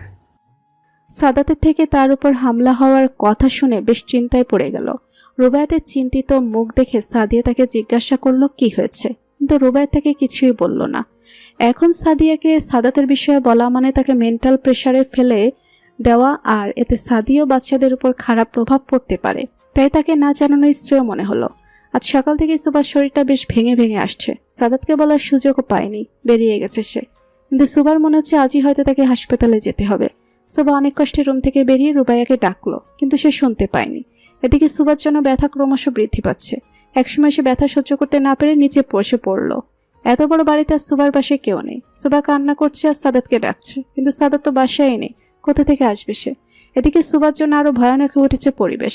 রীতি ফল খাওয়ার জন্য রান্নাঘরের দিকে যাওয়ার পথে সুবাকে কাতরাতে দেখে সেদিকে ছুটে যায়। সুবাকে এভাবে বসে থাকতে দেখে সে বেশ ভয় পায়। ছুটে গিয়ে সুবাকে ধরে। সে চিৎকার করে রুবাইয়াকে ডাকতে কিছুক্ষণের মাথায় রুবাইয়া হাজির হয়। বোনকে এভাবে কাতরাতে দেখে তার বুক ধুক করে উঠল। তাড়াতাড়ি এগিয়ে সে রীতি আর সে মিলে সুবাকে নিয়ে গাড়িতে বসালো। আরিয়াকে তাড়াতাড়ি কোলে নিয়ে তারা হাসপাতালের দিকে ছুটল। রীতি অনেকবার সাদাতকে ফোন দিয়েছে, কিন্তু সে একবারও ফোনটা তুলেনি। রীতি খুব ভালো করে বুঝতে পেরেছে কেন সাদাত তার ফোন তুলছে না। তাই তাড়াতাড়ি আরফানকে ফোন করতে সে বলল সেও হাসপাতালে আসছে কিছুক্ষণের মাঝে। এদিকে সুবার বিউস হওয়ার উপক্রম। রুবাইয়া তাকে সান্ত্বনা দিয়েও থামাতে পারছে না। বেশ অনেকক্ষণ পর তারা হাসপাতালে পৌঁছালো। আরফান তাদের আগে এসেই কাগজপত্রের কাজ শেষ করে। সাদাতকে সেও পৌঁছে পাচ্ছে না। বুঝতে পারছে না কেউ যে সাদাত সুবাকে 10 মিনিট পর পর ফোন দিত, সে আজ একবারও সুবার খোঁজ নিল না। সুবাকে ডেলিভারিতে নিয়ে যাবে, কিন্তু তাতে বাচ্চাতে সুভা। সে বারবার সাদাতের খোঁজ করছে। কেন যেন তার মনে হচ্ছে সে সাদাতকে শেষ দেখাও দেখতে পাবে না। সে যদি আর না ফেরে ওই রুম থেকে, সাদাতের হাতে সে তার বাচ্চাটাকে তুলে দিতে চায়, কিন্তু সেই সাদাতেরই কোনো খোঁজ নেই। একসময় কান্না করতে করতেই সুবা বেহুশ হয়ে গেল। ডাক্তার আর অপেক্ষা না করে তাকে নিয়ে গেল ওটিতে। সবাই বেশ চিন্তা করছে। সুবার অবস্থা বিগতিক। সাদিয়া, রুবাইয়া, আরফান, রীতি, এমনকি মিনা খালাও হাসপাতালে এসেছে। সবাই একটাই দোয়া করছে, সুবা তাড়াতাড়ি ঠিক হয়ে ফিরে আসুক। একদিকে সাদাতের চিন্তা, অন্যদিকে সুবা। সাদাতকে সে সকাল থেকে পাওয়া যাচ্ছে না। রুবাইয়াতকে বিষয়টা জানাতেই সে ছুটে গিয়েছে সাদাতের খোঁজে। সুবার শ্বশুর বেশ অসুস্থ হয়ে পড়েছে। ছেলেও ছেলের বউয়ের খবর শুনে সে দেশের বাইরে ব্যবসায়িক কাজে গিয়েছে। এদিকে সাদিয়ার কান্না করতে করতে বেহাল অবস্থা। রীতি বারবার তাকে সান্ত্বনা দিচ্ছে। সুবাকে সি-সেকশন করানো হয়েছে, তার অবস্থা বেশি ভালো নয়। তাকে আইসিইউতে রাখতে হয়েছে। একটা ফুটফুটে ছেলে বাবু হয়েছে তার, কিন্তু আফসোস এখন পর্যন্ত না তো সে তার ছেলেকে দেখতে পেয়েছে আর না সাদাত। সবাই মোটামুটি ধারণা করেছে সাদাতের নিশ্চয়ই কোনো বিপদ হয়েছে, নয়তো এতটা দায়িত্বহীন সে নয়। সুবার মা পাথরের ন্যায় আর নাতিকে কোলে নিয়ে বসে আছে। মেয়েটা তার বাঁচবে কিনা সন্দেহ। এদিকে মেয়ে জামাইয়ের কোনো খোঁজ পাওয়া যাচ্ছে না। সে তার এই নাতিকে নিয়ে কই যাবে? এতটুকু বাচ্চা এখন পর্যন্ত তার মা বাবাকে দেখলো না। প্রায় 2 দিন হতে চলল, সাদাতের কোনো খোঁজ নেই। সবার তার চিন্তায় মশগুল। সুবার অবস্থা আগের চেয়ে একটু ভালো হলেও সে এখনো বিপদমুক্ত নয়। বাচ্চাকে নার্সেরাই সুবার কাছে এসে ফিডিং করায়। সুবার জ্ঞান ফিরলেও সে এখনো ঘোরের মাঝে আছে। ওষুধ দিয়ে তাকে ঘুম পাড়িয়ে রাখা হয়। আসলাম মানিক কোনো কাজে যেন ঢাকার বাইরে গেছে। রীতি জানার চেষ্টাও করেনি, কিন্তু আজ হঠাৎই কি মনে করে সে আসলামকে ফোন দিল। তুমি আমাকে ফোন দিয়েছো, আমার বিশ্বাসই হচ্ছে না। কই তুমি আসলাম? তোমাকে বললাম না ঢাকার বাইরে এসেছি কাজে। সেটা আমিও জানি। কোথায় আছো সেটা জানতে চাইছি। জায়গার নাম বলো, আমার কিছু চাই। কি চাই জান তোমার? শুধু একটিবার বলো আমাকে। আমি এখনই সিরাজগঞ্জ আছি। আসলাম কথা বলছে, তার মাঝে রীতি টের পেল ওপাশ থেকে বেশ ধস্তাধস্তির আওয়াজ আসছে। হঠাৎ করেই সব শব্দ বন্ধ হয়ে গেল। আসলাম বেশ রাগী স্বরে এবার বলল, তুমি কি আমাকে জেরা করছো রীতি? এত সাহস? রীতি এবার থতমতো খেয়ে বলল, আমি চেয়েছিলাম তোমার সঙ্গে সব ঠিক করে নেব। সাদাতের তো ছেলে হয়েছে, ওর জীবনে আর দখল দিয়ে আমার লাভ নেই।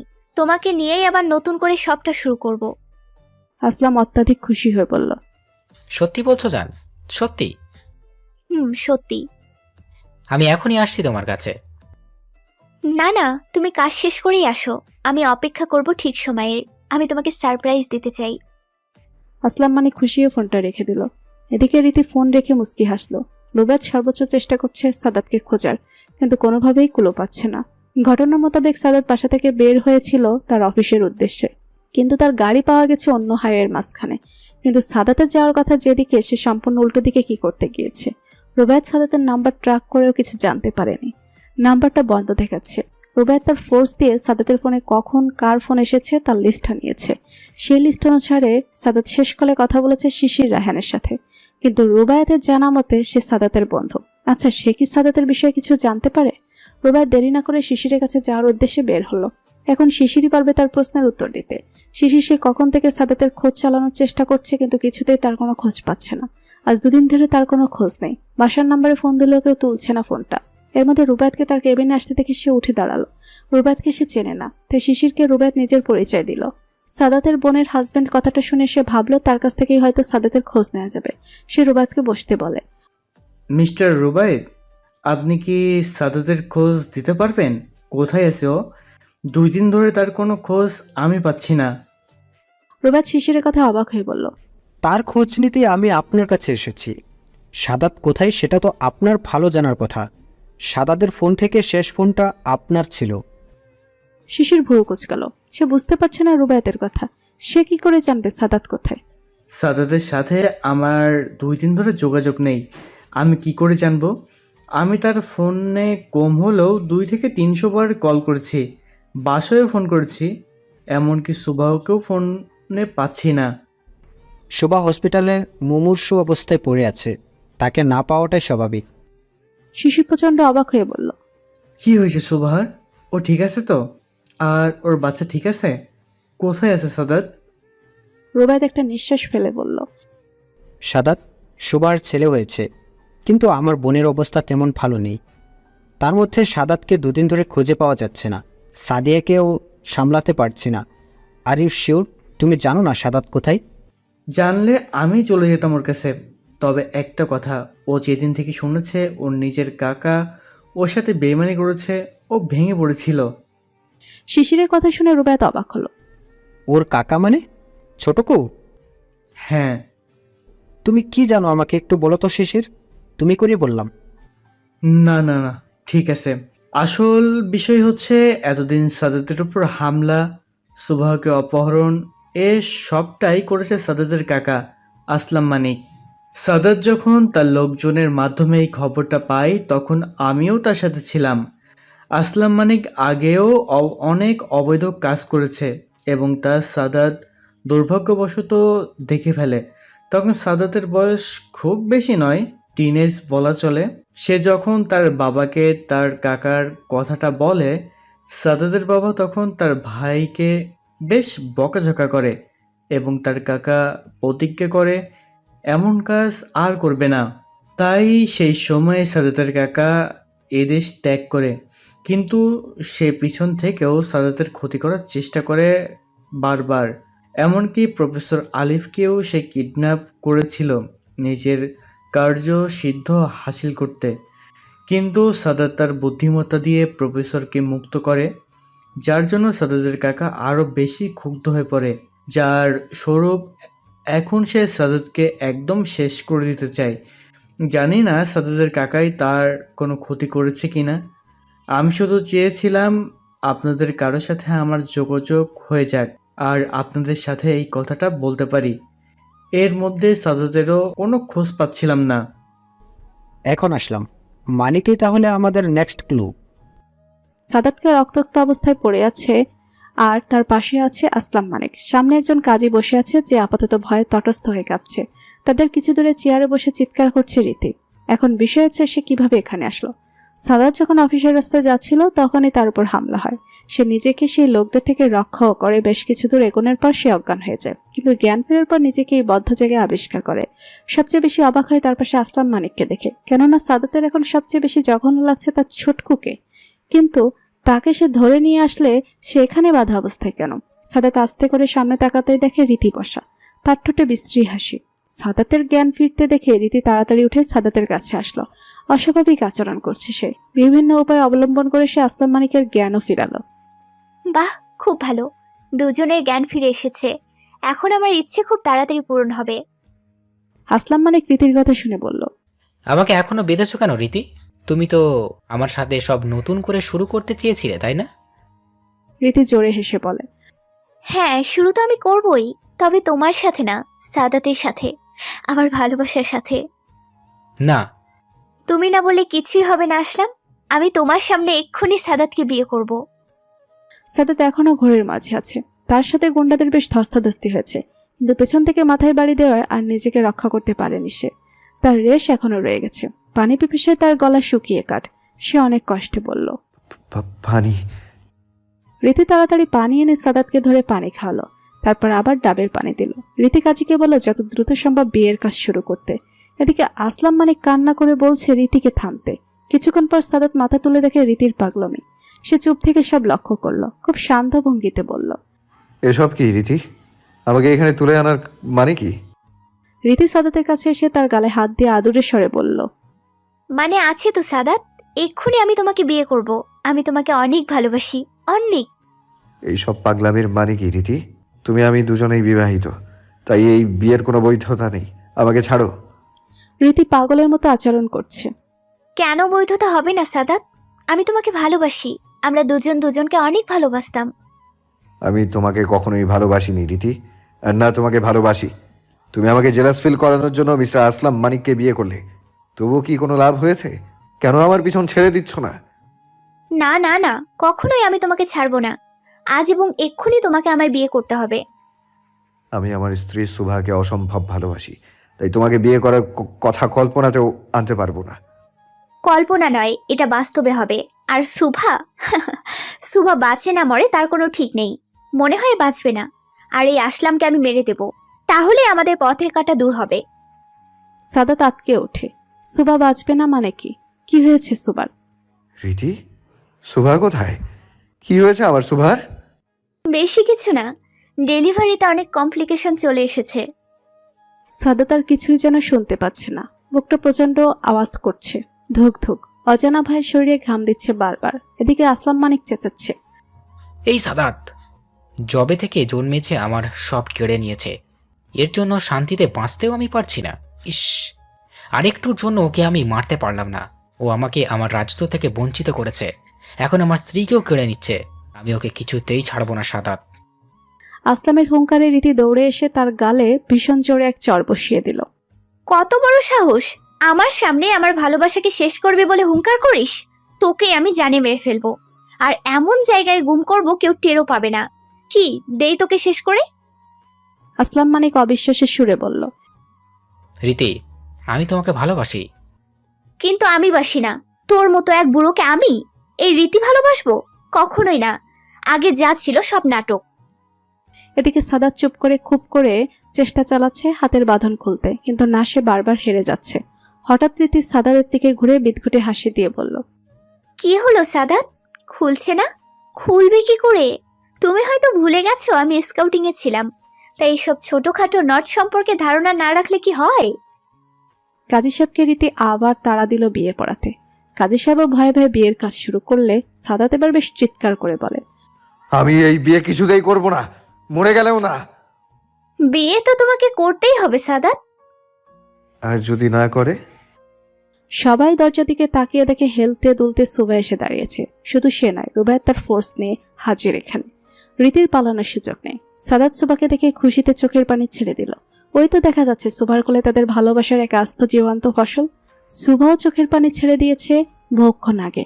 নিজের স্বামীকে এভাবে দেখে তার বুক ফেটে যাচ্ছে।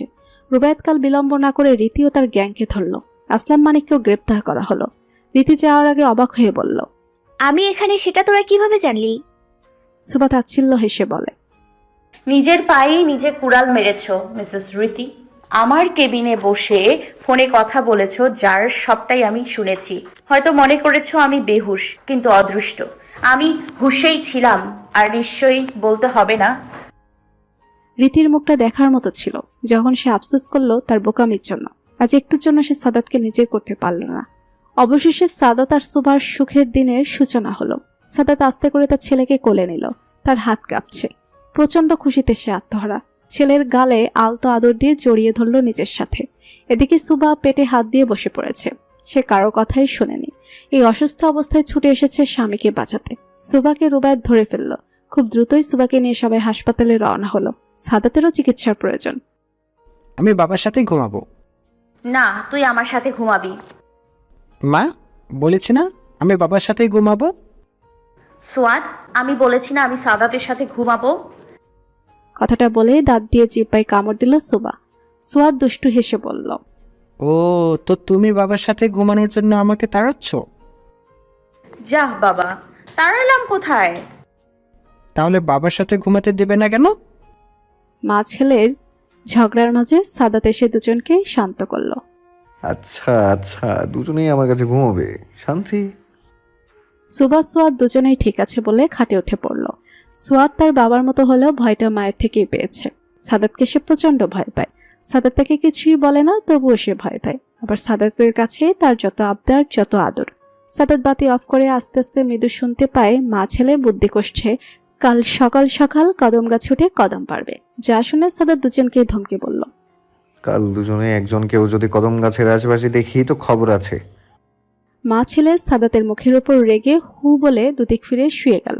সাদাত বেচারা মাঝে শুয়ে বলল, একটু আগে আমার কাছে ঘুমানোর জন্য এরা ঝগড়া করলো, এখন আমিই পর। আর দুজনে কিভাবে দুদিকে ফিরে গেল। সাদাতকে আসতে না দেখে সুভা বলল, ঘুমাতে আসবে না ছেলেকে মেঝেতে শোয়াবো? সাদাত সময় নষ্ট না করে মাঝে শুয়ে গেল। এই সুবাকে বিশ্বাস নেই। সাদাত শোয়ার সঙ্গে সঙ্গে একদিক দিয়ে সুবা আর অন্য দিক দিয়ে সোয়াদ জড়িয়ে ধরল। ঘটনা এতই তাড়াতাড়ি ঘটেছে যে সাদাতের বুঝতেও সময় লেগেছে। সে আবার দুজনকে জড়িয়ে হেসে দিল। হ্যাঁ, এই তো তার ছোট্ট পরিবার, যার মাঝে সাদাতের সকল সুখ নিহিত। সাদি ও তার 2 মেয়ে স্বামীকে নিয়ে সুখে আছে। রুবাইয়া অপেক্ষা করছে তার দ্বিতীয় বেবির জন্য। 5 মাসের প্রেগনেন্ট সে। আসলাম আর রীতি এখনো জেলে। রীতিকে অবশ্য মানসিক হাসপাতালে পাঠানো হয়েছে, কেননা সে তার মানসিক ভারসাম্য হারিয়ে ফেলেছিল। এমন নয় যে সাদাত সুভার জীবনে আর কোনো সমস্যা আসে না, আসে। সমস্যা যেমন আসে, তারা সকলে মিলে তা মোকাবেলাও করে। সুখ দুঃখ মিলেই জীবন।